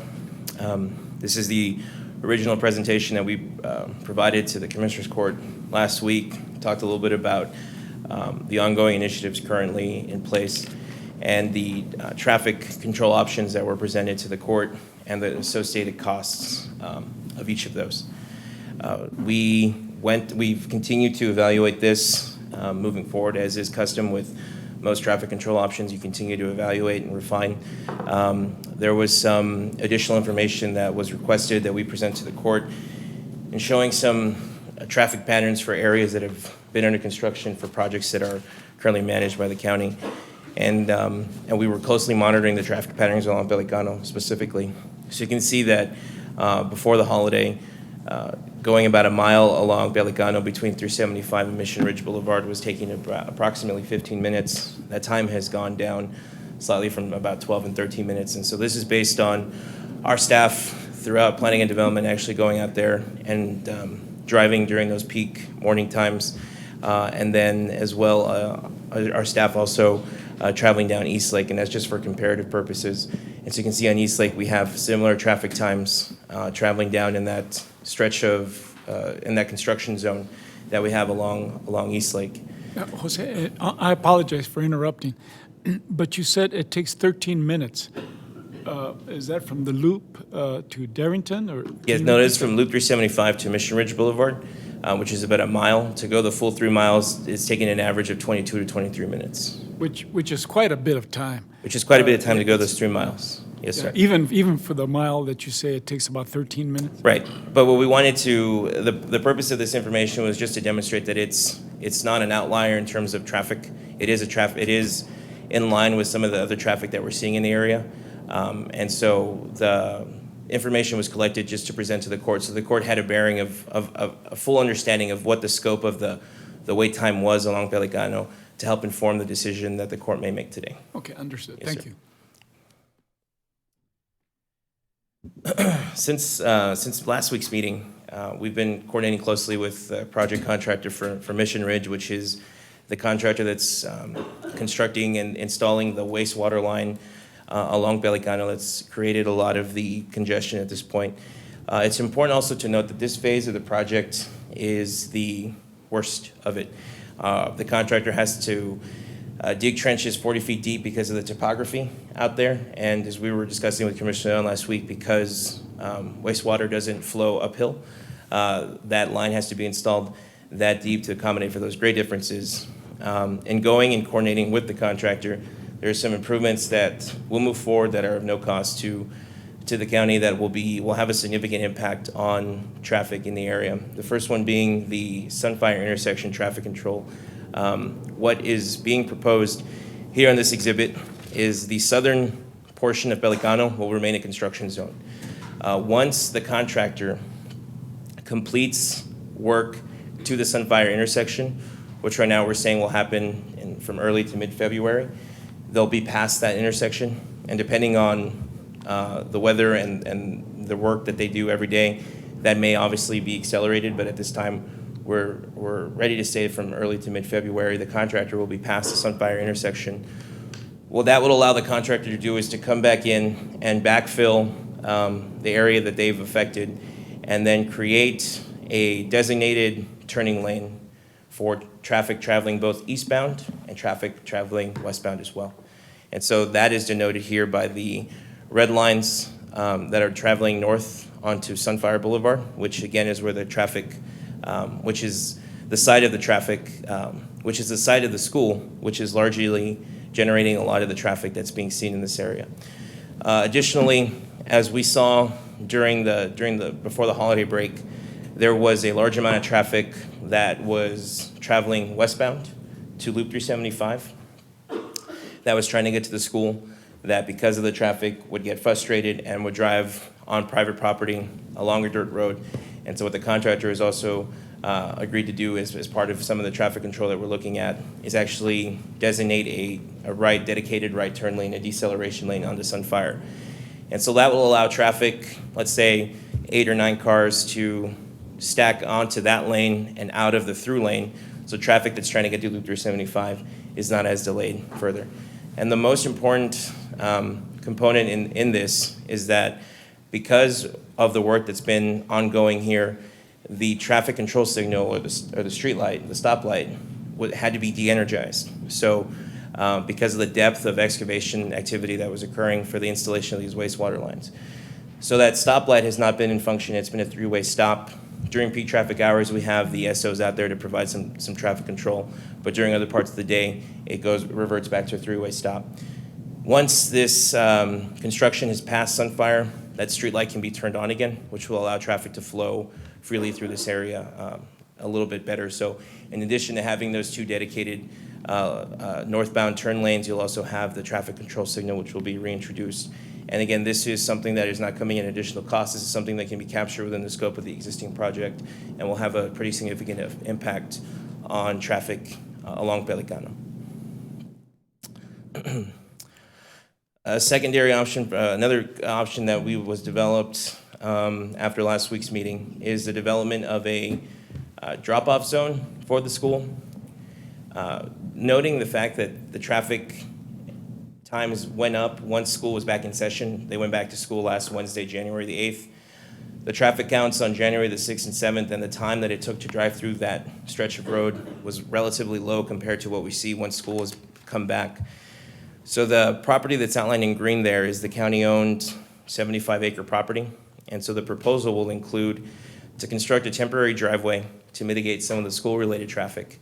A large amount of traffic for John Drugan Elementary comes actually west of 375 from houses that are inside of the loop and have to cross 375 onto Pelicano to then enter the school zone. And so that's why those dedicated turning lanes are important, because everyone's trying to get to the school. But this would allow for a majority of that traffic to be diverted onto Joe Battle, and then, which are the access roads for Loop 375, and then use the county's 75-acre property for a temporary driveway. This has not been discussed with Socorro Independent School District. This would be contingent upon their concurrence. And so we actually have a meeting with them tomorrow to discuss this and a few other items related to the Pelicano road improvements. But this would have a pretty significant impact as well. The estimated cost for this, as provided by Mr. Hernandez, our Infrastructure Services Director, would be approximately $100,000, which includes both labor and materials. Part of the materials cost is the construction of a driveway onto loop off of Joe Battle. Because it's a TxDOT maintained right-of-way, TxDOT would not allow us to have a dirt road because all that sediment and debris from the vehicles is then brought onto their road system. So they do require a concrete driveway or a concrete washout. And so for the purposes of this, a driveway is more appropriate. But additionally to providing that relief route for drivers, it would also make a safer drop-off zone for school buses, which could utilize the secondary drop-off site. So you can see the estimated costs there provided for that, and again, that would be done in-house. In our conversations internally, Infrastructure Services have said it would take approximately 2 weekends to complete this work, along with another 4 days to clear and grade the land prior to installing any of the subbase or any of the base material that would go along that driveway. Jose, I apologize for interrupting. What you're talking about is actually building on our county property by the school to alleviate the traffic on Pelicano. So people coming from the east side of, the west side of the loop would travel north on the loop and be able to exit the loop or stay on the access road and get onto, it looks like about a quarter mile that we would actually build. Right. To allow people dropping off and picking up kids and going to school there. Right. To alleviate the traffic that's south on Pelicano. Right. So a majority of the traffic in the morning, the travel times are higher going east than they are coming west, which means that everyone is trying to get into Pelicano. And because traffic opens up after Mission Ridge, the assumption that we're making based on the data we're seeing is that the traffic is being generated by the school site. As a result of that, you also have this option then of a majority of that traffic coming from the west side of Loop 375 and not necessarily the east side. So this option would be a private driveway, Commissioner, just as you mentioned, where you would come up Joe Battle. Instead of entering Pelicano, you would go north on Joe Battle, use this secondary driveway drop-off site, provide for a turnaround, and then exit again Loop 375. And then the nearest on-ramp to Loop 375 would be north of here at Vista del Sol. Drivers could then continue north through that intersection to get onto Loop 375 if that's the direction they were traveling, or they could take the turnaround lane and then enter Loop 375 south if they were heading towards I-10 or to the border highway.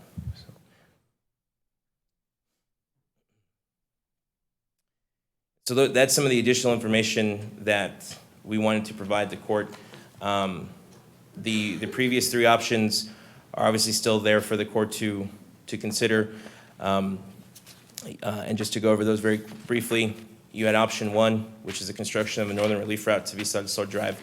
There are some issues that would have to be worked out regarding the alignment on that. We wouldn't necessarily want to place the alignment of that northern relief route immediately against homes, because that would create another set of concerns from residents who would have vehicles passing very close to their homes. So the alignment on that would have to be finalized, and so that may affect the cost that was presented. Option two is to expedite the Mission Ridge Boulevard construction that is currently scheduled to be completed in July, and that would be expedited to April, shaving off approximately 3 months of time. And then the third option we discussed last week that would no longer be viable because of the fact that it would affect the environmental assumptions made by our design team for the Pelicano project, which is federally funded, so that couldn't no longer move forward. But to provide some additional information about construction activity in the area, Eastlake is on schedule and is on track to be completed in May of this year. We should see traffic opened up along all 6 lanes by early March. That would allow drivers to utilize all 6 lanes that have been constructed. The only remaining work at that point would be the shoulders, the landscaping in the medians and the parkways, and some other aesthetic work that would happen over the last 2 months of that project's timeline. And starting this week, actually, residents in the community should expect to see evening crews out there doing work throughout the night in addition to the day. And that's just because the contractor is committed to delivering the product as expediently as they can. So there is a lot of progress. I know we have representatives from our contractor on the Mission Ridge and Pelicano project. Mr. Joy Rosales with Jar Materials is here. If the court has any questions for him or for myself or for Mr. Sal Alonso, our transportation engineer, be happy to answer those questions at this time.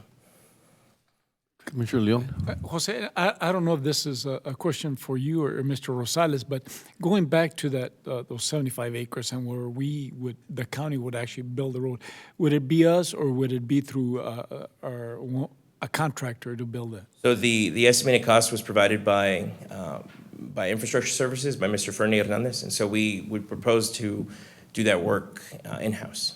And how long would they take? Mr. Hernandez had mentioned that it would be 2 weekends worth of work, and then about a full week to clear and grade and grub the land to prep it, and then actually 2 weekends worth of work to actually construct. Now, in those 2 weeks, because my office is starting to get some emails complaining, as we've spoken about earlier, is there anything we can do by maybe incorporating more deputies out there during those rush hours to help alleviate some of these problems? Because I live in the area and I notice the traffic even being backed up from Pelicano onto the loop many times where it's actually blocking it. And as far as implementing additional traffic control, utilizing the SOs, did you anticipate that being specifically along Pelicano or onto the access road, or is there a point that you had in mind for that? The biggest problem I see from my perspective is where it's actually backing up onto Pelicano.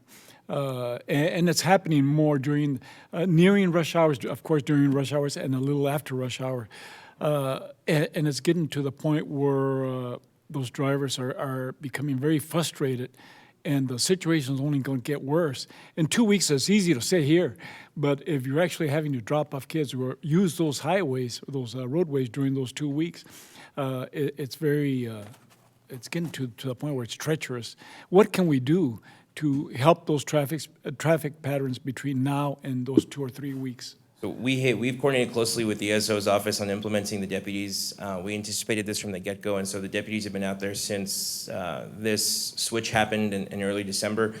In fact, it was at suggestion of the deputies that during the holidays, we actually completely closed off Sunfire traveling northbound so that traffic in the neighborhood would actually have to exit north to Vista del Sol. So we've been coordinating pretty closely. At this point, they've not recommended or suggested that we provide for additional staffing, but that's always a question that we can coordinate with them to see if we were to provide additional staffing where they feel that they could be of best use, because the deputies are out there. The deputies are familiar with traffic patterns and regulation of traffic control for intersections like that. So if there's an opportunity to do that, we can definitely visit with the SO's office and see if there's an opportunity to fund something like that as well. Yeah, I would suggest that you do visit with them today, and that we do make it happen, because I myself see that problem. I lost my train. I was going to mention one more thing. Now, that school that you see, John Rugen, is that, when we talk about there's two possibility two possibles, coming from west to east, and the east to west, you describe as not being as heavy as west to east? Right, so what we've observed on Pelicano, and you'll see here from, in the morning, the east to west is slightly less congested than the west to east, right? There's still obviously congestion, especially in the morning, given the fact that there's a large amount of traffic that is trying to get to work. The benefit of the afternoon is that school lets out at a different time than rush hour for employees. So school is out at approximately 2:30 p.m., and that's when you see a hit in another peak, and then it lulls back down to about 3 o'clock. These peak traffic events are isolated to approximately 15 to 20 minutes when traffic is unbearable, and then it goes back to a normal congestion zone for a construction project. However, in the afternoon, it's a little bit better dispersed because you don't have the traffic trying to get to the school and trying to get to work. You have school letting out before 5 o'clock, which is 4 o'clock is usually when the afternoon peak time begins again. So there's two peak events, but they're not, which is different from the morning where you have people trying to get out of the neighborhood and then also trying to get to the school at the same time. So traffic is a little bit worse in the morning than it is in the afternoon. I noticed that Alamo Draft House and that big project that's being built at the northeast corner of Pelicano and the Loop has started. They're already grading out there. Right. The news media last week reported that Commissioners Court chose to go in one direction as opposed to the described direction that staff wanted at a cost of $1 million. Can you address that? Yes, sir. So approximately 18 months ago, as the developer approached the county and to coordinate construction of their project, the initial phasing of the Pelicano project did have construction activity beginning at Darrington and then moving west to Loop 375. The court asked staff to evaluate options on cost and timeliness to be able to flip it to ensure that that development was accommodated, given the fact that the project has been, the county has executed an economic development agreement with that property. It did not come at a cost of $1 million. That cost was extrapolated from the fact that the court could consider adopting secondary traffic control options that total approximately $900,000. The important thing to note is that the congestion that we're seeing here is because of the fact that we are trenching 40 feet deep. And so whether we saw this traffic today at the beginning or whether we saw this traffic 6 months from now, had we stuck to the original phasing, we would have experienced this traffic congestion at any point in time. The reason why we have selected to, or we have moved this wastewater installation line forward is to ensure that we can meet our deadlines for the Pelicano project. As Commissioner Perez mentioned last week, the Pelicano project is federally funded by the MPO, and we do need to ensure that we have that project completed by the end of the calendar year with all 6 lanes open to traffic. So we wanted to ensure that this phase of the project, which is some of the most challenging work, was done ahead of schedule to allow us to make sure that we move our project forward as expediently as we can as it relates to the reconstruction and winding of Pelicano. So that decision did not necessarily cost $1 million. What that decision did was merely accelerate the traffic that we're experiencing today. But again, that traffic would have been experienced today or would have been experienced 6 or 7 months from now. So we're having to, the contractor's having to dig about 40 feet in the area of the loop as compared to about 11 feet in the area of Darrington? So the depth of the wastewater line is anywhere from 40 to 20 feet. As we begin the construction of the water lines and some of the other utility work on Pelicano, those lines will be installed anywhere from 5 to 10 feet deep, right? But you place utilities stacked on top of each other, and so the wastewater line goes below the water line, and that was the way it was designed. But had it not been that way, it would have been another line 40 feet deep. But because that trench is so deep, the trench has to be wide as well, which is why we have had to close half of the right-of-way along Pelicano at this point. Thank you. Yeah, Commissioner Stout? I appreciate the update, Mr. Landeros. It's I think pretty evident to me that it's unfortunate that we have to that people are having to wait because of this construction. But kind of along the lines of some of the things that I was saying last time we discussed this is, I believe, part of the growing pains of new development and the sprawl that we're seeing on the eastern side of the county. A lot of people are moving out there, and they have to understand that for us to be able to get them from point A to point B, we have to build these roads and do this construction. And I think it's been made very evident to me that the wait times that we're taking issue right now are not atypical to a lot of the other projects that are going on. Mr. Landeros provided a number of other examples where sometimes it's even worse in a smaller, smaller distance, right? At Rojas, it's 15 minutes for half a mile, not a mile. Or 10 or 12 or 15 minutes. And so, I think that, this is part of what happens when you have development. And, even on the I-10 project, we discussed this with Mr. Landeros in a meeting we had with him last week. And the I-10 project on the west side, the slowdown was about the same, about 15, 20 minutes. So, I really can't support spending $900,000 to build additional roads or to expedite the Mission Ridge Road.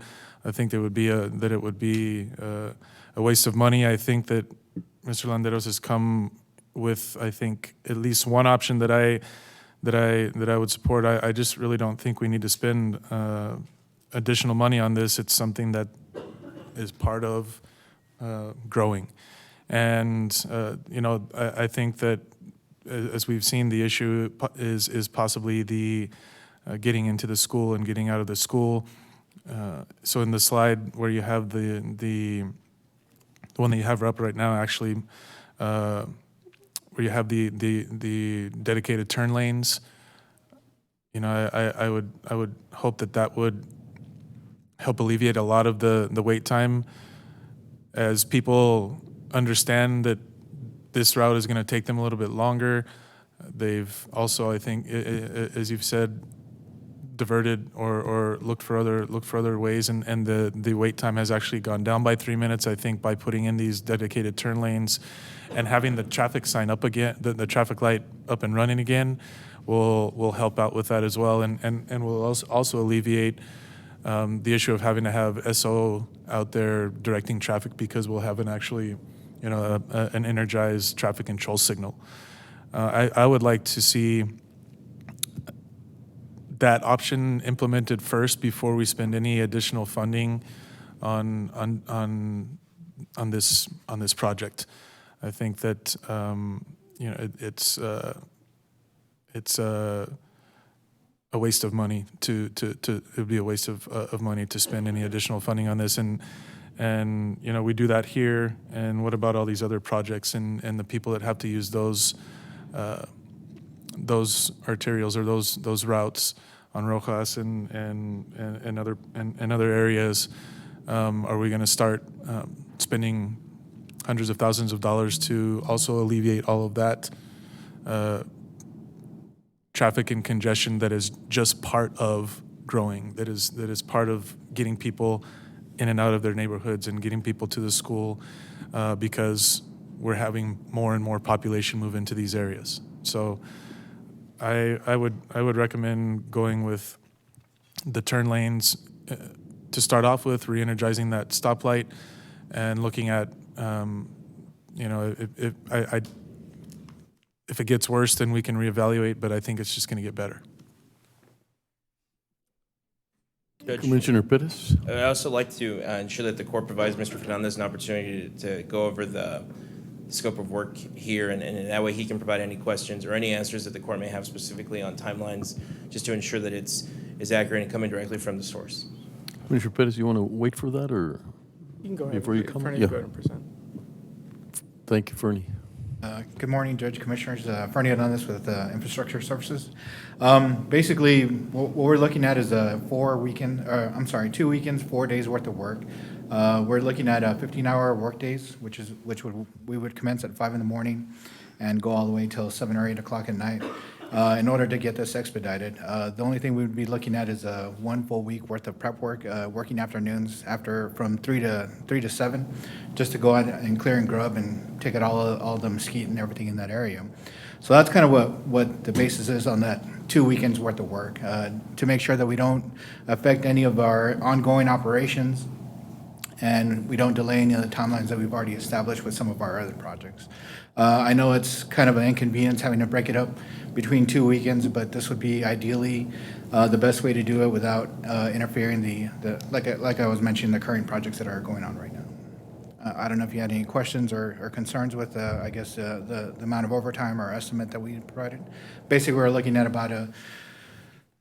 in order to try to expedite as much as possible, we're looking at a 23-man work crew to be able to do that. That's including our mechanics and being able to provide services for the trucks to make sure that they're not, there's very little downtime during the operation. Commissioner Pettis? Judge, thank you, Judge. One other issue of concern is the fire station. And the construction of the fire station at the intersection of Mission Ridge and Paseo de Este was supposed to reduce response times in half. I mean, the current response times from the Horizon Station to areas north of Pelicano are over 14 minutes, which is absurd for an urbanized area. And so the issue is twofold. I mean, one, there's significant congestion on Paseo de Este because of the lack of a dedicated turn lane. And unless we figure out something with TxDOT or something there, that we're going to continue to have that congestion in that area. It may alleviate a little bit once East Lake opens up, but as long as Pelicano is under construction, we're still going to have issues there. When the fire station, when we broke ground on it last year, they indicated that response times would decrease in half to 7 minutes, as that they would be able to go northbound a little bit easier. But I'm assuming that was assuming that Pelicano was under normal traffic conditions and probably Paseo de Este was under normal traffic conditions.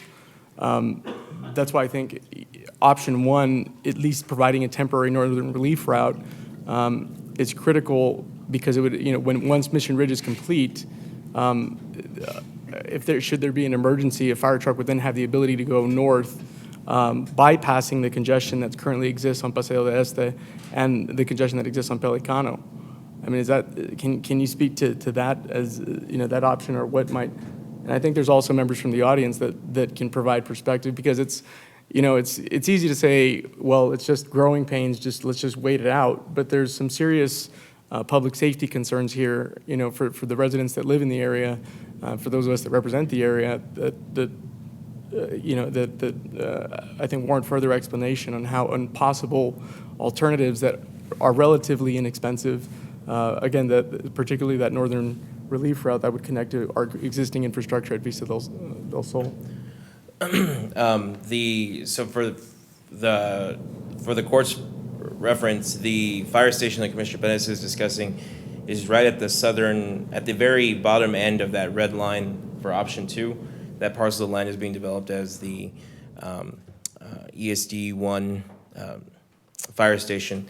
The timing of expediting the Mission Ridge Boulevard completion into April is given that our East Lake project will be completed or open to traffic at least in early March. We'll still have that secondary work done. Is that you would then create a north-south connection between Pelicano to East Lake that would be completely accessible within a month of each other, and so that would be a warm handoff. As it relates back to option 1, which is the northern relief route, again, we've continued to evaluate this Even after last week's presentation, that's the reason why we brought back 2 additional options for the court to consider.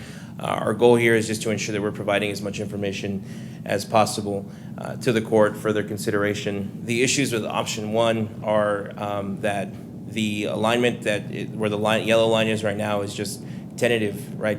We wouldn't necessarily want to place a northern relief route immediately abutting homes. Eventually the county, and then secondly, eventually the county does have a project identified in the MPO planning documents within the next 5 to 10 years where the county will reconstruct and extend Mission Ridge north of Belicano, and it will be named Tierra del Este. So that north-south connection has already been identified as a regional priority by the county and then subsequently by the El Paso MPO. And so that alignment that may be constructed in option 1, if the court decides to fund that, would ultimately be abandoned, or it would have to be demolished because we would then be reconstructing that alignment. And so the alignment is tentative, and that's so why that budget estimate, that quote that was provided by our contractor is also just an estimate. We'd have to ensure that we addressed any and all concerns about that. Again, we wouldn't want to alleviate one nuisance but then create a second nuisance for another set of residents. It's a challenge because we are crossing a gas easement, and so we can't, for the purposes of time for expediting this, we couldn't necessarily sleeve or excavate or grade the lines to protect them. We would just build a little hump over that. So it creates some questions that can be addressed, but that cost would go towards that, and then it would connect to the Vista del Sol road improvements, which the court recently celebrated the grand opening of that last October as well. And so traffic would then have the option to utilize Vista del Sol to go north or to go south on Loop 375. So option 1 does have some additional details that need to be evaluated. It is possible if the court would like to move in that direction, but it does have some challenges that we've continued to evaluate after last week's presentation that we wanted to make sure that we shared that with the court. Yeah, and I would think that if you know well, first of all, that northern relief route is not permanent. It's not going to be permanent, right? Any construction we do would not be a permanent road, so it would not provide a permanent solution to the problem that you see, Commissioner Perez. And it seems to me that I mean, you're the chair of the MPO. You sit on the MPO. What's going on with you know, why was that not discussed, or why are we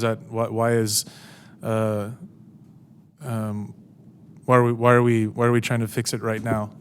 I mean, if it is such an urgent issue, or if it was such an urgent issue, or you know, I just feel like we're throwing money at something and I just feel like we're going to be wasting money. I understand that we want to make sure that folks are safe and can be attended to by emergency services. But I mean, are you insinuating or is it are you saying that you know, people should have the same access to those services outside of the city limits as they do inside? Because I know that you know, we have to make, I think we have to make it clear that if you know, when you're living in an unincorporated area, it's really hard to provide the same level of services as when you're living inside of a city limit. And so, you know, I think we need to just really, you know, ask the residents that are having to deal with this burden. I know it's difficult to you know, 15, 30 minutes out of someone's day is, I mean, that's time is important, but I just think we need to ask people to be patient and understand that this is part of what entails living in an unincorporated area and in an area that's being newly developed. Commissioner Robinson. Thank you, Judge. They say patience is a virtue.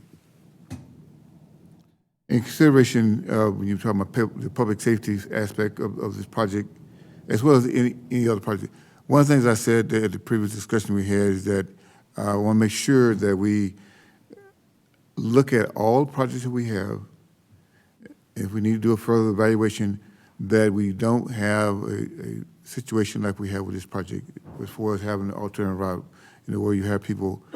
But so you look at the amount of money we're talking about for this project, but then you look at and you evaluate it as far as one is the air quality. When you have cars sitting in traffic for 20 minutes, 30 minutes, that doesn't help us as far as air quality. Then you also look at it for when you have people have to wait for an extended period of time sitting in traffic. How much does it cost us? The employer, the public in general, how much does that cost? So is it 100,000, 200, 300, $1 million, $2 million? If we evaluate that and say, well, the cost factor in that regard, I would say is very large. It's important that we take consideration as far as the public safety. Schools back in, as we have indicated, as we all know. How many cars are we talking about just for going to the school alone? We don't have that information. We had collected some information about traffic traveling northbound, utilizing a dirt road that the county is currently working on designing. But as far as traffic along Pelicano, we currently do not have any traffic counts. Well, I have had concerns at the previous discussion about the amount that we're talking about, and I still do. But I have a question to our Chief Financial Officer. Where is the money going to come from? Good afternoon, Judge and Commissioners. Wally Hargrove from the Office of Budget and Fiscal Policy. We did review our current vehicle registration fund and the excess deposits we've had on file that are not obligated to future bond proceeds. Right now, we have approximately $3.9 million, which we could designate and delegate from that fund as a source without tapping any of the current road project funds or the general fund. Okay, so those are uncommitted funds? Is that what we were saying? Correct. They are reserve funds that are required as the part of the VRF bonds issued through the CRRMA, and we'd have to carve a small portion of those out. Those aren't completely and totally all available, as we have to have a certain reserve level, but $100,000 or a range a little bit north of that would be a viable source. So that would fall in line with the authorization we have to tax our residents who, through the vehicle registration, as far as the use of the funds? This funding source is an allowable, viable use of funds in accordance with the statute. Okay.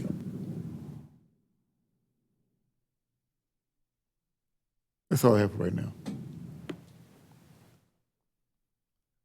Jose, I guess one of the sort of things that we keep discussing is how do you discern that, there's not a precedence that, when we do have other situations that we don't fall in the same kind of focus of we need to alleviate the traffic, and there's a certain expectation of that. And I know we could go around and round on this, but just it sure would help me to see what makes this a bigger difference than tomorrow. We've got, and Commissioner Robinson mentioned, there's other areas that are having difficulty. And so I think that's been a little bit of the issue, is if you could discern how much of it is to alleviate traffic and some of it is, other things that are going to expedite the construction, or just anything that you could sort of enlighten us. And I don't know if Mr. Rosales would add, to that perception, what's going on from the construction site. Yes, Judge. A lot of the other traffic that we've seen has been in the master plan community that Hunt Communities has proposed in the Mission Ridge area along East Lake. They have exercised restrictions on land use in a way that the county does not have the authority to do so. As a result of that, we don't have significant incompatibility for traffic moving along East Lake, similar to what we have on Pelicano. On Pelicano, you have a mixture of residential, you have some light commercial, you have some industrial, and so all that traffic mixed together along one traffic corridor does create a different set of traffic conditions than it might along East Lake Boulevard. Where along East Lake Boulevard, you're looking at just privately owned vehicles in traffic in queue. But then along Pelicano, you do see large trucks, large semi-trailers. You see large cement trucks from our contractor, from other materials providers in the area. And that incompatibility, that inability to regulate land use does affect some of the combination of traffic that we see along Pelicano in a way that we haven't necessarily seen on East Lake. But so that does affect some of the traffic assumptions and some of the challenges that are presented here along Pelicano.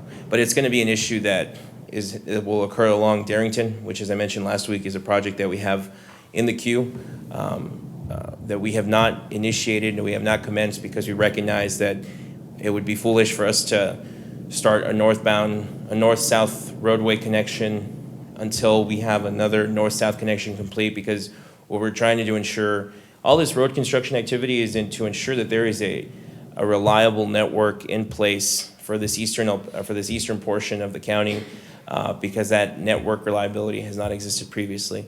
And so while these are some of the headaches associated with getting that off the ground, when all is said and done, we'll have a network that provides residents with options to move from A to B, from Road A to Road B in the event of a traffic incident or some unforeseen circumstance that does not provide them the connectivity that they were expecting to have. Thank you for that. Thank you, Jose. Judge, I have a question. Commissioner Robinson. What businesses do we have in the area?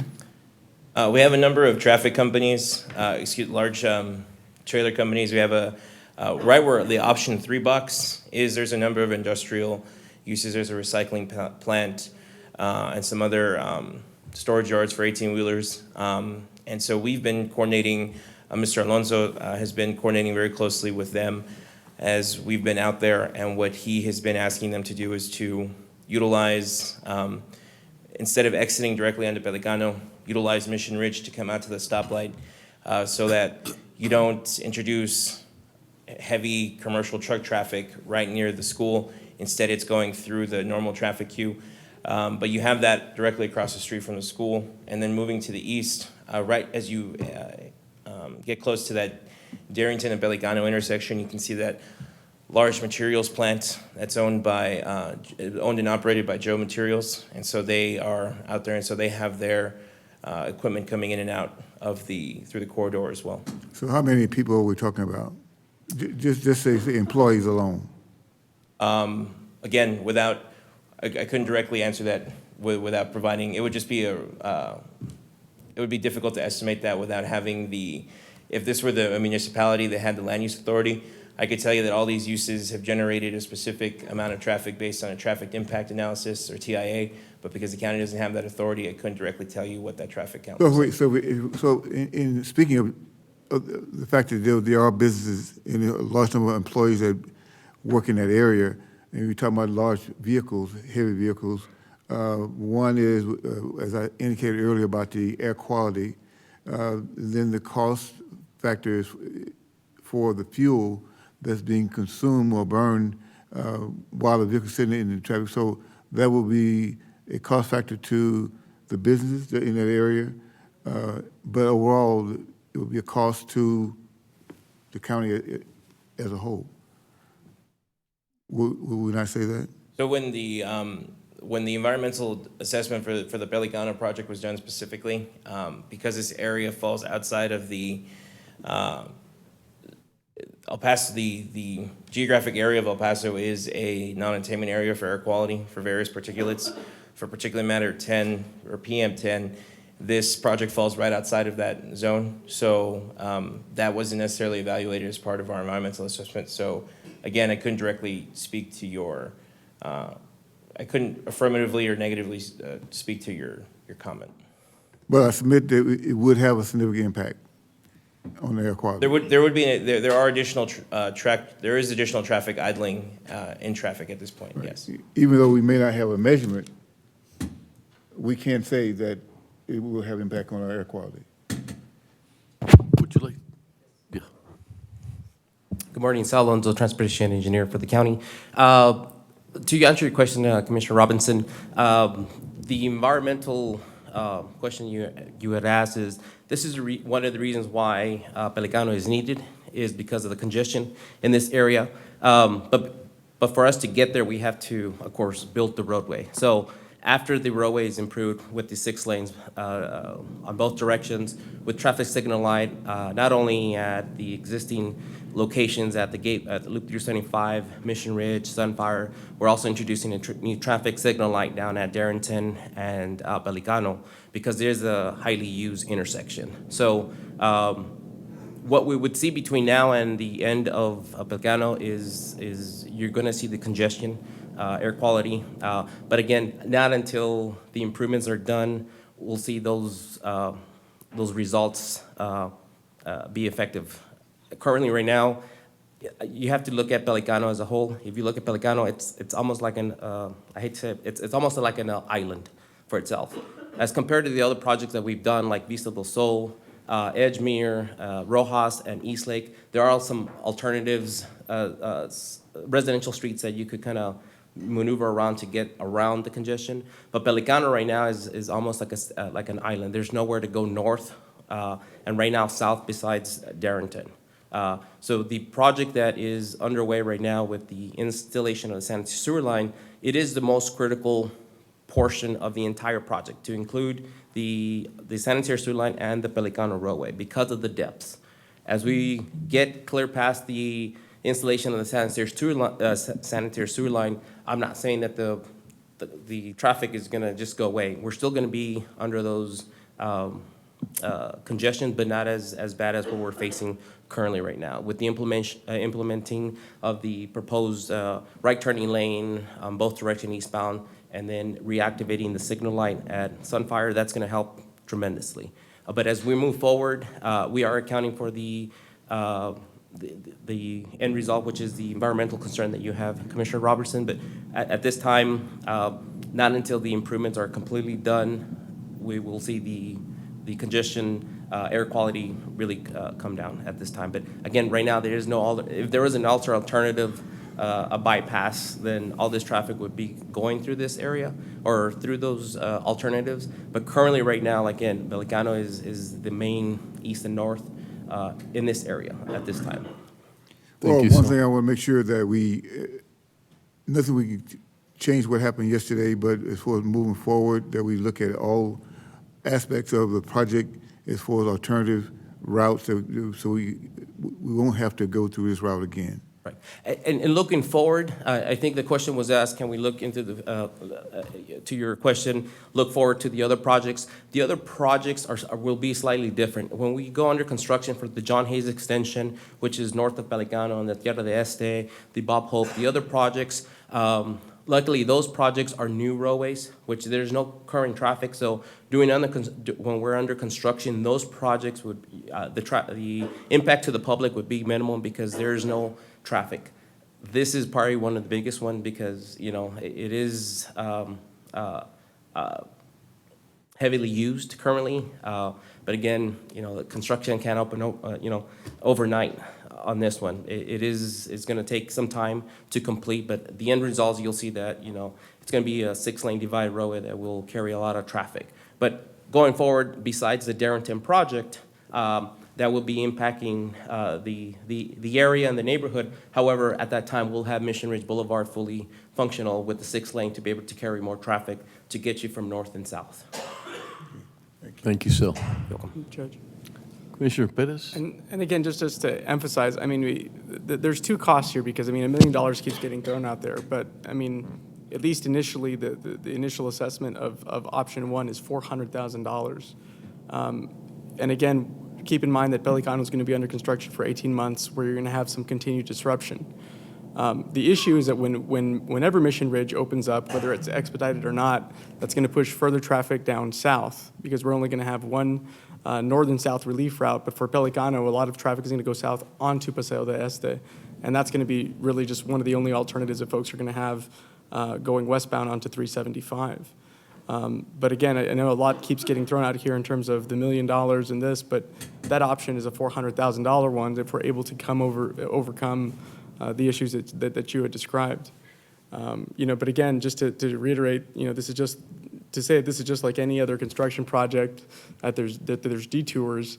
This is very different from the city of El Paso that has the benefit of a very well-developed grid with multiple detour options and alternative relief routes. You simply don't have that here. And so that's, I just want for the public department just to be clear that while these numbers are getting thrown out, we're talking essentially on option one, a $400,000 option that would provide that north and south connection that wouldn't put so much pressure on south once that opens up at Mission Ridge. So bottom line, what is your recommendation? Given the temporary nature of option one, I think that's something that the court should discuss because it is an investment that would ultimately be removed in the future once we begin that. Option two is a permanent project that is currently ongoing that would accelerate an existing project that would be permanent and in place. And then if the court would consider this option for the semifinal intersection improvements, that will be ongoing. That will begin to happen as soon as the contractor is out of that construction zone. So that is ongoing. That will have a pretty significant impact. The other option that the court may consider is this secondary driveway drop-off zone along the county 75 acres. Again, this is all contingent on Socorro Independent School District's administration reviewing and approving it. They could very well say that it could not happen. But given the fact that a lot of traffic is having to come through this area to get to this, coming from west of Loop 375 to get to the school, this may be a viable option as well. That's relatively low cost, so the benefit to cost would be relatively high on this one, assuming the school district is in agreement with that. Cesar, we have people have signed up to speak on this particular item. Two guests. We have Mr. Ralph Richards with Job Materials and Joe Rosales with JAR Concrete. Okay. Can we go ahead and hear them the way you have, the order you have?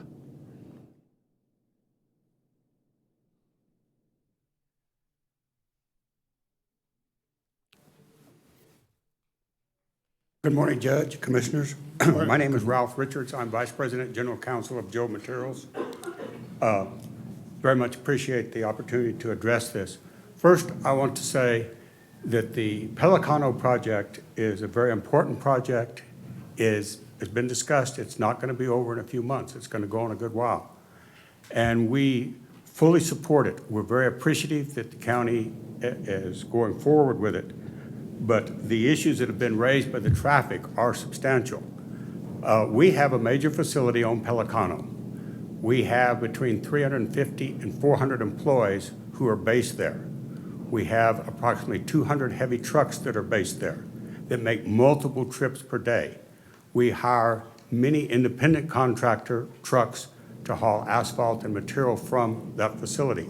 So we do create a lot of traffic.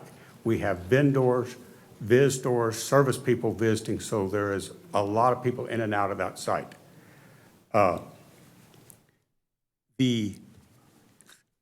As been mentioned, Pelicano is different than some of the other projects. I haven't seen any traffic counts for Pelicano, but the Pelicano traffic is extremely heavy and has been for some time. We have been there 15 years. When we first opened our site there, we were virtually the only ones out there. Back to the school, the road was unpaved, and we were running a road grader and water trucks to maintain that road and keep the dust down at that time. After the road opened, it became a major connector from Darrington and that entire area coming through there. It's not, the traffic we're looking at is not just Pelicano traffic. This is traffic that comes from Horizon and that entire area that comes down Darrington. It is a much faster route for them to get to Fort Bliss and Northeast El Paso than going down East Lake and getting on I-10. So the traffic counts there are tremendous. and there are safety issues, time issues, et cetera. We are very much support and in favor of your alternatives. Now, the two that you mentioned this morning, the new ones, the turn lanes, the school drop-off, yes, they're going to help some. But as this project is really just starting. It's bottlenecked right now up around the school because of the other construction, but it is going to be a major project for over a year.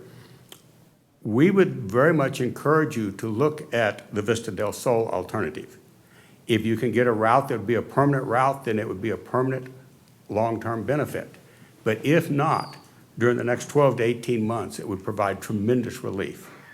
And we would support any of these alternatives. We urge you to look at them. We think that although some of them are expensive, when you look at the time saved, the safety issues, and all the issues together, we think it is worth it, and we would strongly urge you to support all of them. I'll answer any questions if you have any questions. Thank you. Sir, I've got a quick question. The materials that you haul out, especially the cement trucks, is there a time crunch where if additional time is consumed, that load will no longer be usable, or does that not? Yes, Commissioner, that is a very good point, a very valid point. Once concrete is batched into the mixer truck, you have a specific time on most of them to deliver it to the job. If it stays in the truck too long or there are delays, then it may be rejected at the job. And on governmental spec work, that is very, very important. On all concrete, you cannot have unreasonable delays or the product becomes unusable over time.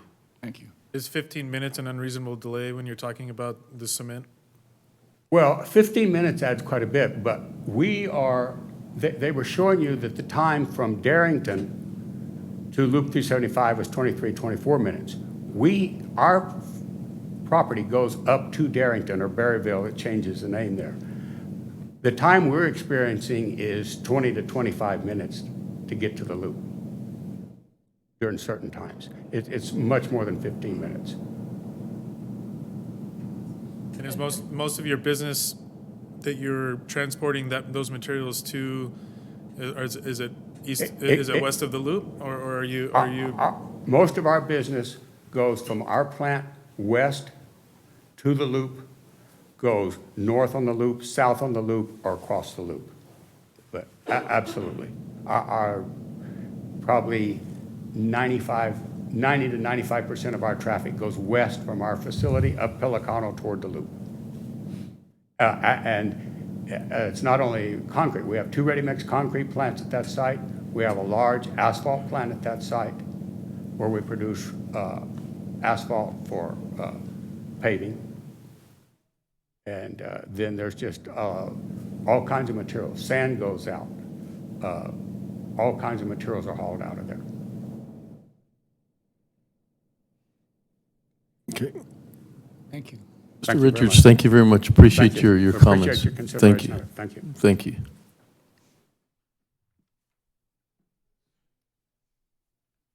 Joe Rosales?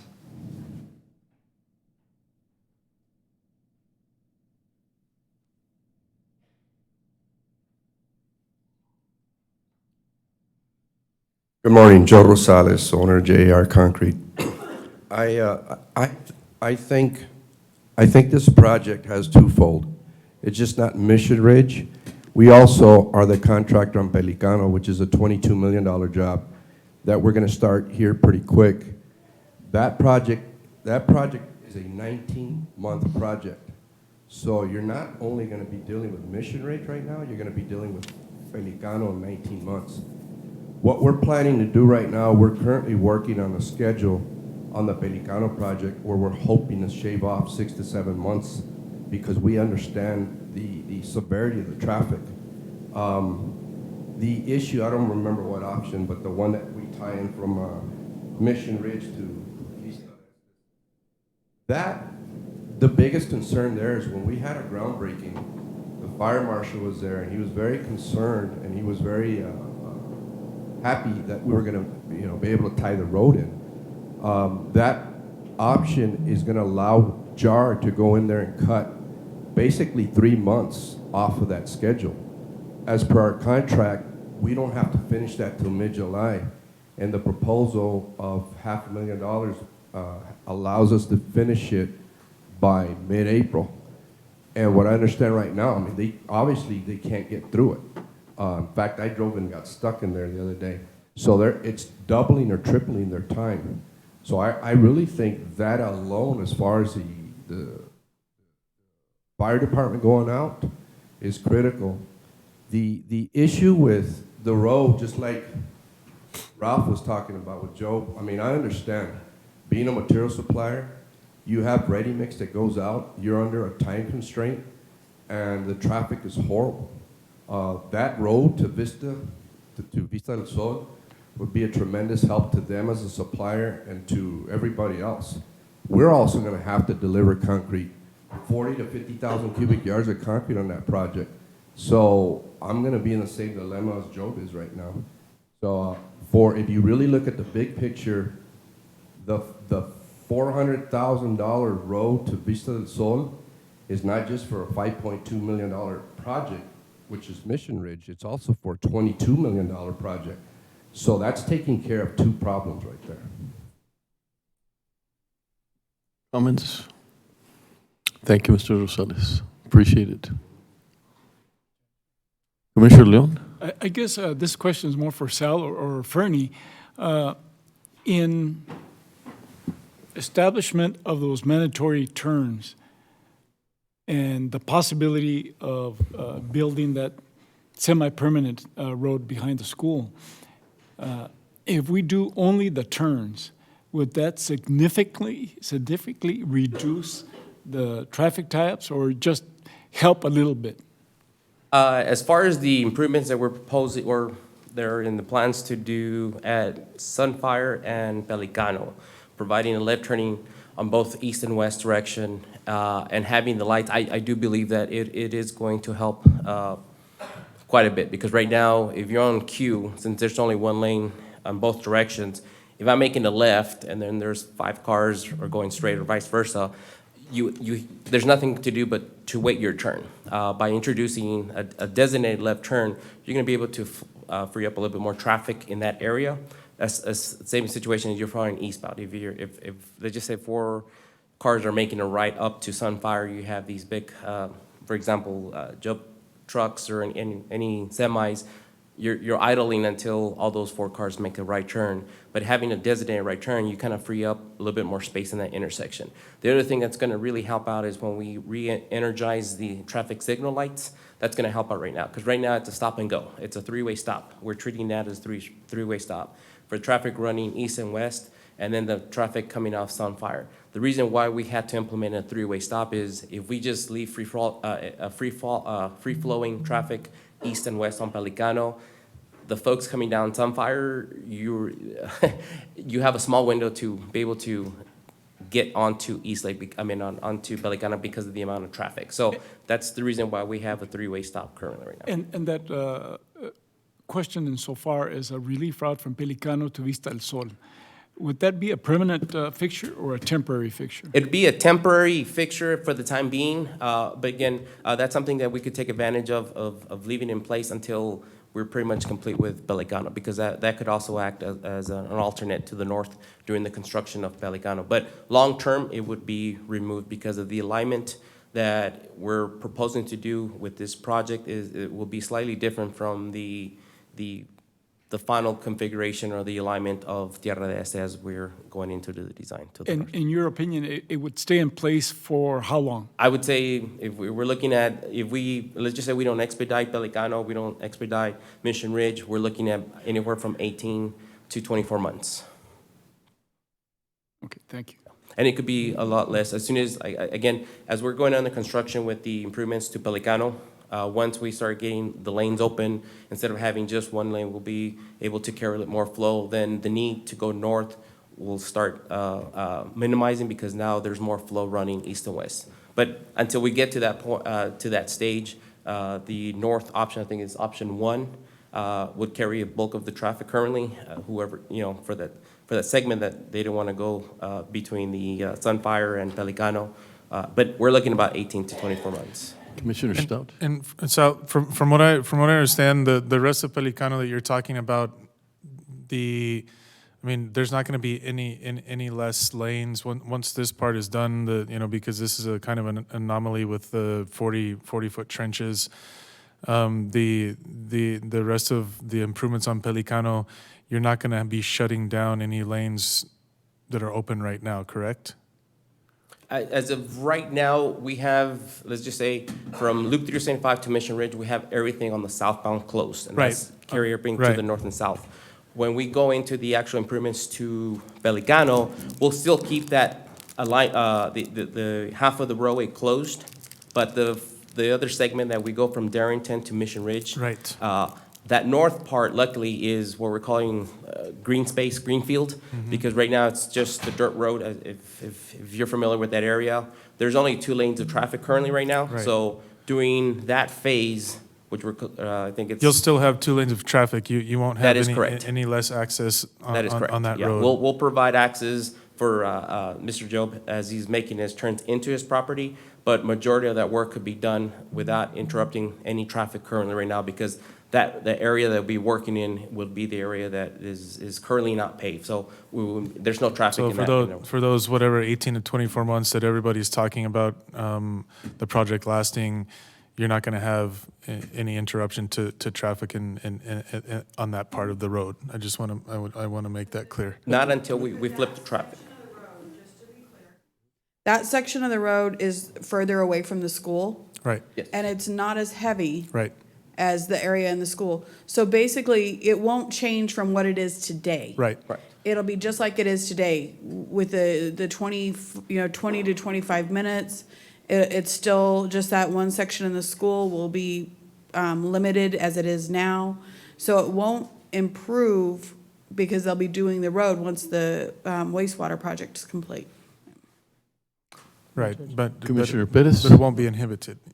Commissioner Pettis. And just to be clear, the Vista del Sol option is not I don't want folks to get the impression that we're building a permanent roadway. I mean, if you can describe what it's just really base course material, because it's temporary in nature. But if you can just describe that a little bit, because I don't want folks to get the impression that we're building a fully fledged road and then go after the construction project is complete, then tearing down a fully developed road. Sure. The option that we're looking at, let me just go back to option 1, so everybody could be on the same page here.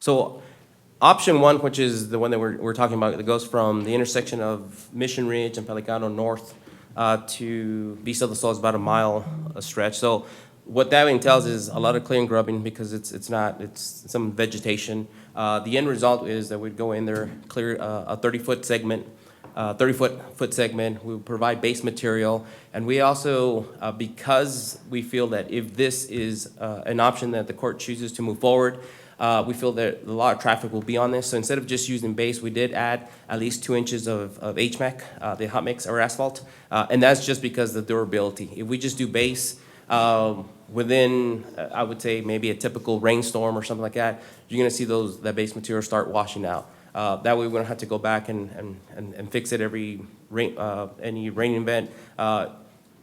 The amount of traffic that might be on there, we feel that it's going to be used by heavy semi-trucks, concrete trucks, which is going to be a lot of wear and tear on just base material. If this was just a residential temporary use for them to be able to use, I think base material would hold up. But because we're anticipating those heavy trucks, we went and included in that, I think it's 400,000, 2 inches of HMAC. And that's just to give more of a stability. But by no means are we putting curb, gutter, sidewalks, or anything like that. It's just a temporary road with HMAC just to keep from us having to do daily maintenance on that road to be able to carry heavy trucks. Christine, at this time, what could you read what the motion would be, just so that we could frame it a little bit better? Well, I mean, I'll just make a motion based on what I had proposed. I think that I would move to go ahead and and create those dedicated turn lanes, get the lights back up going, and then reevaluate after we understand what impact that has on the traffic. I think that what the issue is the cars queuing up to turn north into the school property, and I don't think we need to spend any additional funding at this point in time until we take those measures. And then, if things get worse, then we know that didn't work, and then we can evaluate and do something else. That would be my motion. I'm sorry, Commissioner, can you repeat it? I apologize. Yeah, so I move that we direct staff to go ahead and work with JAR to create the dedicated turn lanes and re-energize the stoplight, so that we can understand, or so that we can move the traffic that's causing the issue in front of the school out of the way. Christina, could you sort of clarify, because we seem to have two things that one can sort of Well, it interrupt depends the other. yes, sir. It depends what the court wants to do. So right now you have a motion by Commissioner Stout. My understanding, just based on the earlier conversation, and Jose, please correct me if I'm wrong, but as stated, that is correct. But for further, as Commissioner Stout stated, is correct. But for further clarification, my understanding that had to do with the Sunfire intersection traffic control option, Mr. Landeros? Yes. Yes, okay. So that would be the motion. For further clarification on the record, should the court choose it, I would just add that as further described in the backup as the Sunfire intersection traffic control option. And are we able to vote on a second motion if this motion passes? Okay. That's correct. So this What's is the that? first motion on the If we're table. able to vote on a second motion if that Yes. motion passes. So whether this one passes or fails, you could add or not add other options. So right now, we have a motion on the table that the court needs to consider. Okay. And if I may just interject one thing prior to you taking your, I guess, your vote. The school has always been an issue, I guess, a little bit of history. Even prior to the construction of the project, we've always had a lot of queuing. Because this school is a K through middle school, K through 8, we do have a lot of traffic that comes across I-10 into, I'm sorry, not I-10, Joe Battle into Sunfire. But in the process, in the last couple of years, we've had to adjust the timing of the intersection lights to allow for the queuing of that actual intersection. So we've gone through this, I guess, exercise in not involving the court, but just involving our timing sequencing of the lights to allow for this. And we have coordinated with the school district to alter some of the dedicated drop-off lanes to allow for the traffic of the buses. Because prior to us changing the timing of the intersection signalization, it was the queuing was also getting pretty significant onto Pelicano.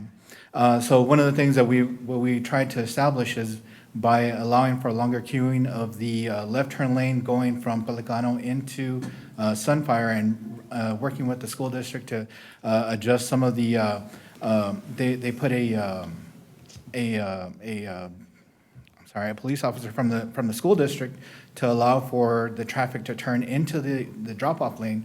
So that was one of the adjustments that we've already done in the past to try to alleviate some of the issues that or some of the congestion that we've seen at this point. One of the other options is that they were trying to estimate, I guess, or analyze when we're doing that is to put a dedicated left or right turn lane on Pelicano going east or west, I'm sorry. Westbound. And that would also alleviate some of the traffic, but it was not vetted just because of the alleviation of the majority of the traffic coming in from the Joe Battle side. And Judge, Commissioners, not to add before you all take your vote or delay that vote any further, but just to add to Mr. Hernandez's comments, the final Pelicano improvements to include that deceleration lane that he just described, that right now is going to be a temporary measure. But once Pelicano is fully constructed, it does include that about 400 to 500 feet of a deceleration lane onto Sunfire. So that will be a permanent improvement to ensure that school, which generates a lot of traffic, understandably so, is properly accommodated for as it relates to the road infrastructure surrounding it. Thank you, sir, for that clarification. Commissioner Leon. Sorry. Jose, on this slide that you're showing us, people that are traveling apparently from west to east can still make a left turn? They can make a left turn down to, it's really a driveway. That the amount of development in that area, you can see that you have some semi-trailers there, but the amount of traffic in that area, a majority of it is not making a left turn. A majority of that is just going straight onto, towards the loop or going north towards the school. So if somebody's attempting to make a left turn there during the rush hour, it's going to be almost impossible? Well, once the traffic control signals are turned back on, they'll have a better opportunity to do so, right? Okay. And then we in the middle of this meeting, right, we've continued to reach out to our contacts at the SO's office, the lieutenant in traffic that we've been coordinating with, Lieutenant Rojas, and we will be evaluating and adding additional SOs in the interim to help alleviate some of the traffic in the area. And right now, there's not a left turn lane, so any of the traffic that's just flowing through has to wait for the traffic that is turning left. So if you create that dedicated left turn lane, you can reduce the queue of the traffic that's going straight. And that left turn lane immediately south of Sunfire, the Sunfire alignment does not continue south of Pelicano. It's actually a private driveway for the one of the lots there as well. So again, not a large amount of traffic making that left turn onto Pelicano. There would be no U-turns allowed, obviously, because it's a construction zone.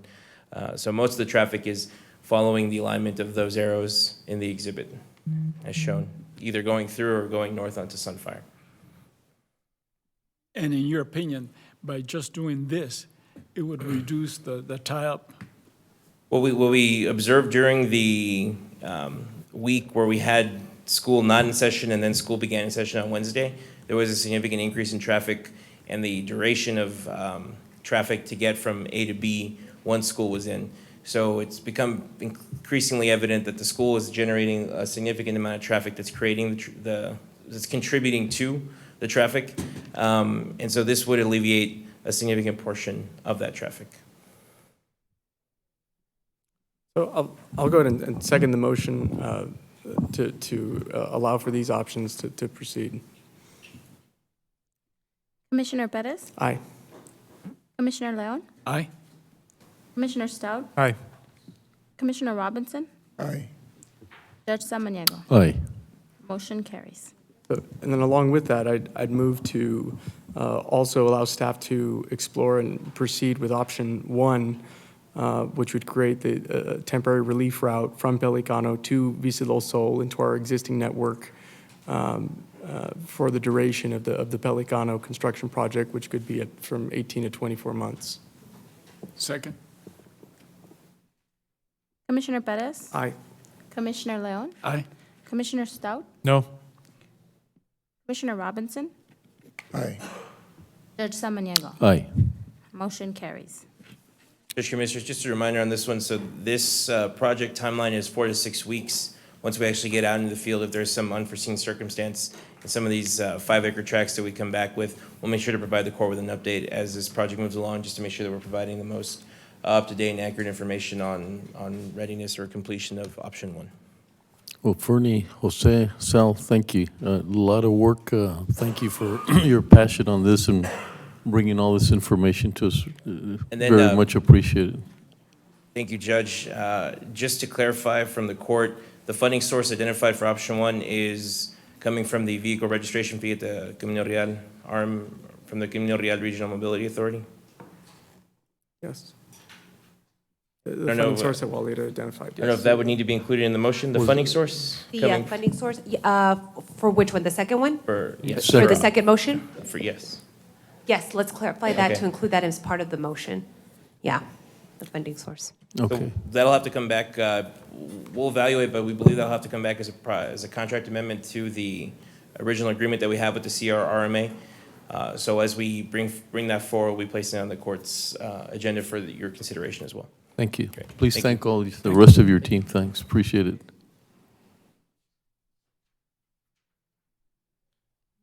Norma, thank you as well.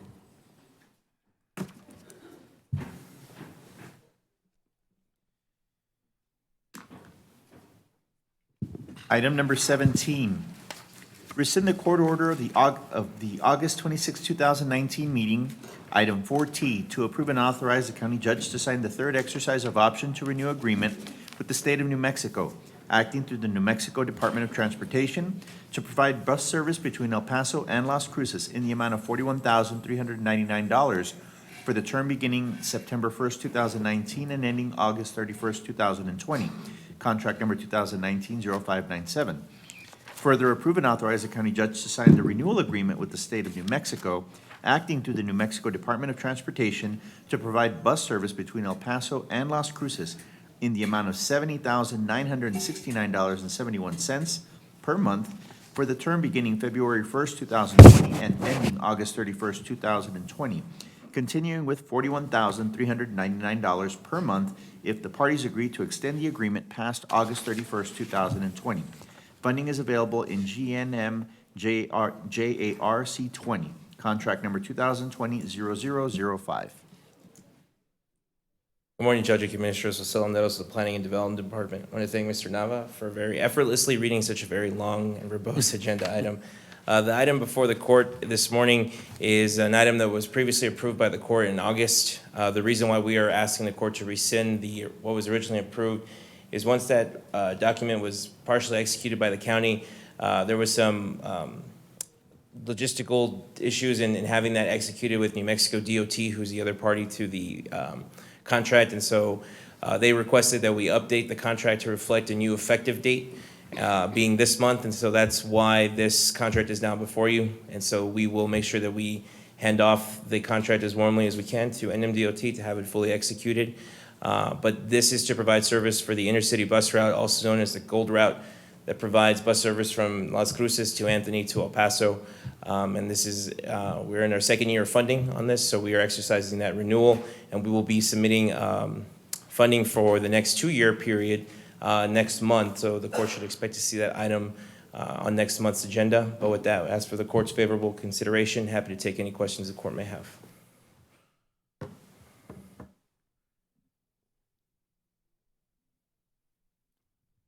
Move to approve. Second. Commissioner Perez. Aye. Commissioner Leon. Aye. Commissioner Stout. Aye. Commissioner Robinson. Aye. Judge Samaniego. Aye. Motion carries. Thank you, Judge. Thank you, Commissioners. sir. Have a good Thank day. you, sir. So-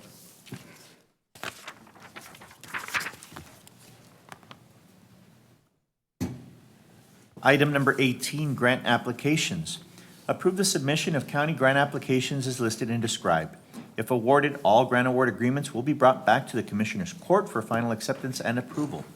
Item number 18 was postponed on January 6, 2020. Approve and authorize the District Attorney's Office to apply for the Office of the Governor Criminal Justice Division grant for El Paso County's Domestic Violence Unit for fiscal year 2021 in the amount of $192,948 with a county match of $188,948 for a project total of $381,896 for the period of September 1st, 2020 through August 31st, 2021. At the request of the District Attorney's Office, we'd like to ask for this item to be deleted. So moved. Second. Commissioner Perez? Aye. Commissioner Leon? Aye. Commissioner Stout? Aye. Commissioner Robinson? Aye. Judge Samaniego? Aye. Motion carries. Item number 19, with a correction to read from the County Attorney's Office. Item number 19 should read, approve and authorize the Domestic Relations Office to apply for the Office on Violence Against Women fiscal year 2020 Justice for Families Program grant in the amount of $650,000 for a period of 3 years with no county match required. Further, approve and authorize the county judge to sign the Memorandum of Understanding, contract number 2020-0008, and required grant application letters, contract number 2019-0977. Good morning, Judge Samaniego. Good morning, Commissioners. Brian Good Stanley morning. with the Domestic Relations Office. I'm here this morning seeking your authorization for our office to apply for a grant with the Office of Violence Against Women. This grant doesn't require a match from the county, and it will allow our office to partner with Project Amistad to provide supervised visits and safe exchanges for children of adult victims of domestic violence. And it will also provide funding for our office to help these same families provide custody evaluations and limited investigations, as well as legal services that our office provides for them. And it will also provide our office funding to do outreach for the rural areas on domestic violence. And I'm happy to answer any questions you have about the grant. Thank you, Brian. Move to approve. Second. Commissioner Pettis. Aye. Commissioner Leon. Aye. Commissioner Stout. Aye. Commissioner Robinson. Aye. Judge Samaniego. Aye. Motion carries. Thank you. Thank you, Brian. Item number 20, approve and authorize the El Paso County Juvenile Probation Department to apply for the Office of the Governor Criminal Justice Division Project Hope Mental Health Court Grant in the amount of $115,930.16 with no county match required. Further authorize the county judge to sign the accompanying resolution and CEO law enforcement certifications and assurances form. Contract number 2020-0009. Good afternoon, Judge, Commissioners. My name is Rosie Medina, Director of Special Programs at the Juvenile Probation Department. Before you is our grant application for our mental health court program that's offered to youth between the ages of 10 to 17 who experience serious emotional disturbances. Make a motion to approve. Second. Commissioner Pettis. Aye. Commissioner Leon. Aye. Commissioner Stout. Aye. Commissioner Robinson. Aye. Judge Samaniego. Aye. Motion carries. Item number 21, approve and authorize the El Paso County Juvenile Probation Department to apply for the Office of the Governor Criminal Justice Division Juvenile Drug Treatment Court Grant in the amount of $92,604.71 with no county match required. Further authorize the county judge to sign the accompanying resolution and CEO law enforcement certifications and assurances form. Contract number 2020-0010. Rosie Medina, once again, with the Juvenile Probation Department. This grant is to continue operations of our juvenile drug court entering its 15th year of operation. Move to It's approve. easy, no county match. Second. Thank you. Commissioner Pettis. Aye. Commissioner Leon. Aye. Commissioner Stout. Aye. Commissioner Robinson. Aye. Judge Samaniego. Aye. Motion carries. Thank you, Rosie. you. Appreciate it. Thank you. Item number 22, Budget and Finance. Approve and adopt the county's debt policy for fiscal year 2020. Good afternoon, Judge and Commissioners. Wally Hargrove from the Office of Budget and Fiscal Policy. As noted in your weekly highlight, item 22 does include the latest revisions that were from the previous discussions we had with the court at our last meeting in December 19th, which removed 2 members of the court from the quarterly committee meeting and left the timeframes for issuance of debt as the same, as the wording was adequate. With that, if there's any questions, I'll be glad to answer those. If not, I'd ask for your favorable consideration of the county's first debt policy. Move to approve. Second. Commissioner Pettis. Aye. Commissioner Leon. Aye. Commissioner Stout. Aye. Commissioner Robinson. Aye. Judge Samaniego. Aye. Motion carries. Thank you. Item number 23, approve amendment number 13 to the County of El Paso's 2019-2020 operating budget. This budgetary amendment will increase grants by $128,648, thus increasing the overall budget of $473,577,627.18 to $473,706,275.18. Good afternoon, Judge and Commissioners. Wally Hargrove from the Office of Budget and Fiscal Policy. The backup for this week's amendment was included with your highlight you received on Friday. If there's any questions, I'm available for those. If not, I would ask for your favorable consideration. Move to approve. Second. Commissioner Pettis. Aye. Commissioner Leon. Aye. Commissioner Stout. Aye. Commissioner Robinson. Aye. Judge Samaniego. Aye. Motion carries. Thank you. Item number 24 is executive session. Commissioners' Court will now recess into executive session to discuss items 24A through 24B pursuant to Texas Government Code Section 551.071. Commissioners' Court will reconvene to take official action.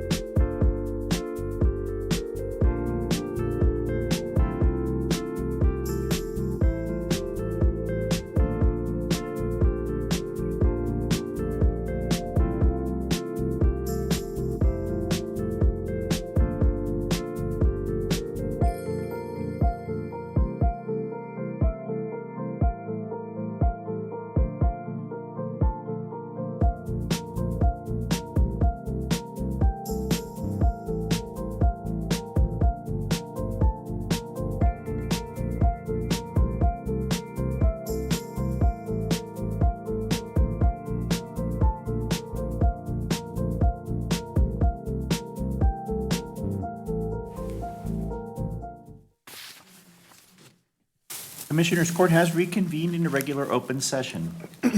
Judge, we've completed all items on our agenda today. Okay. We're done. Adjourned. This concludes today's meeting at 12:31 PM.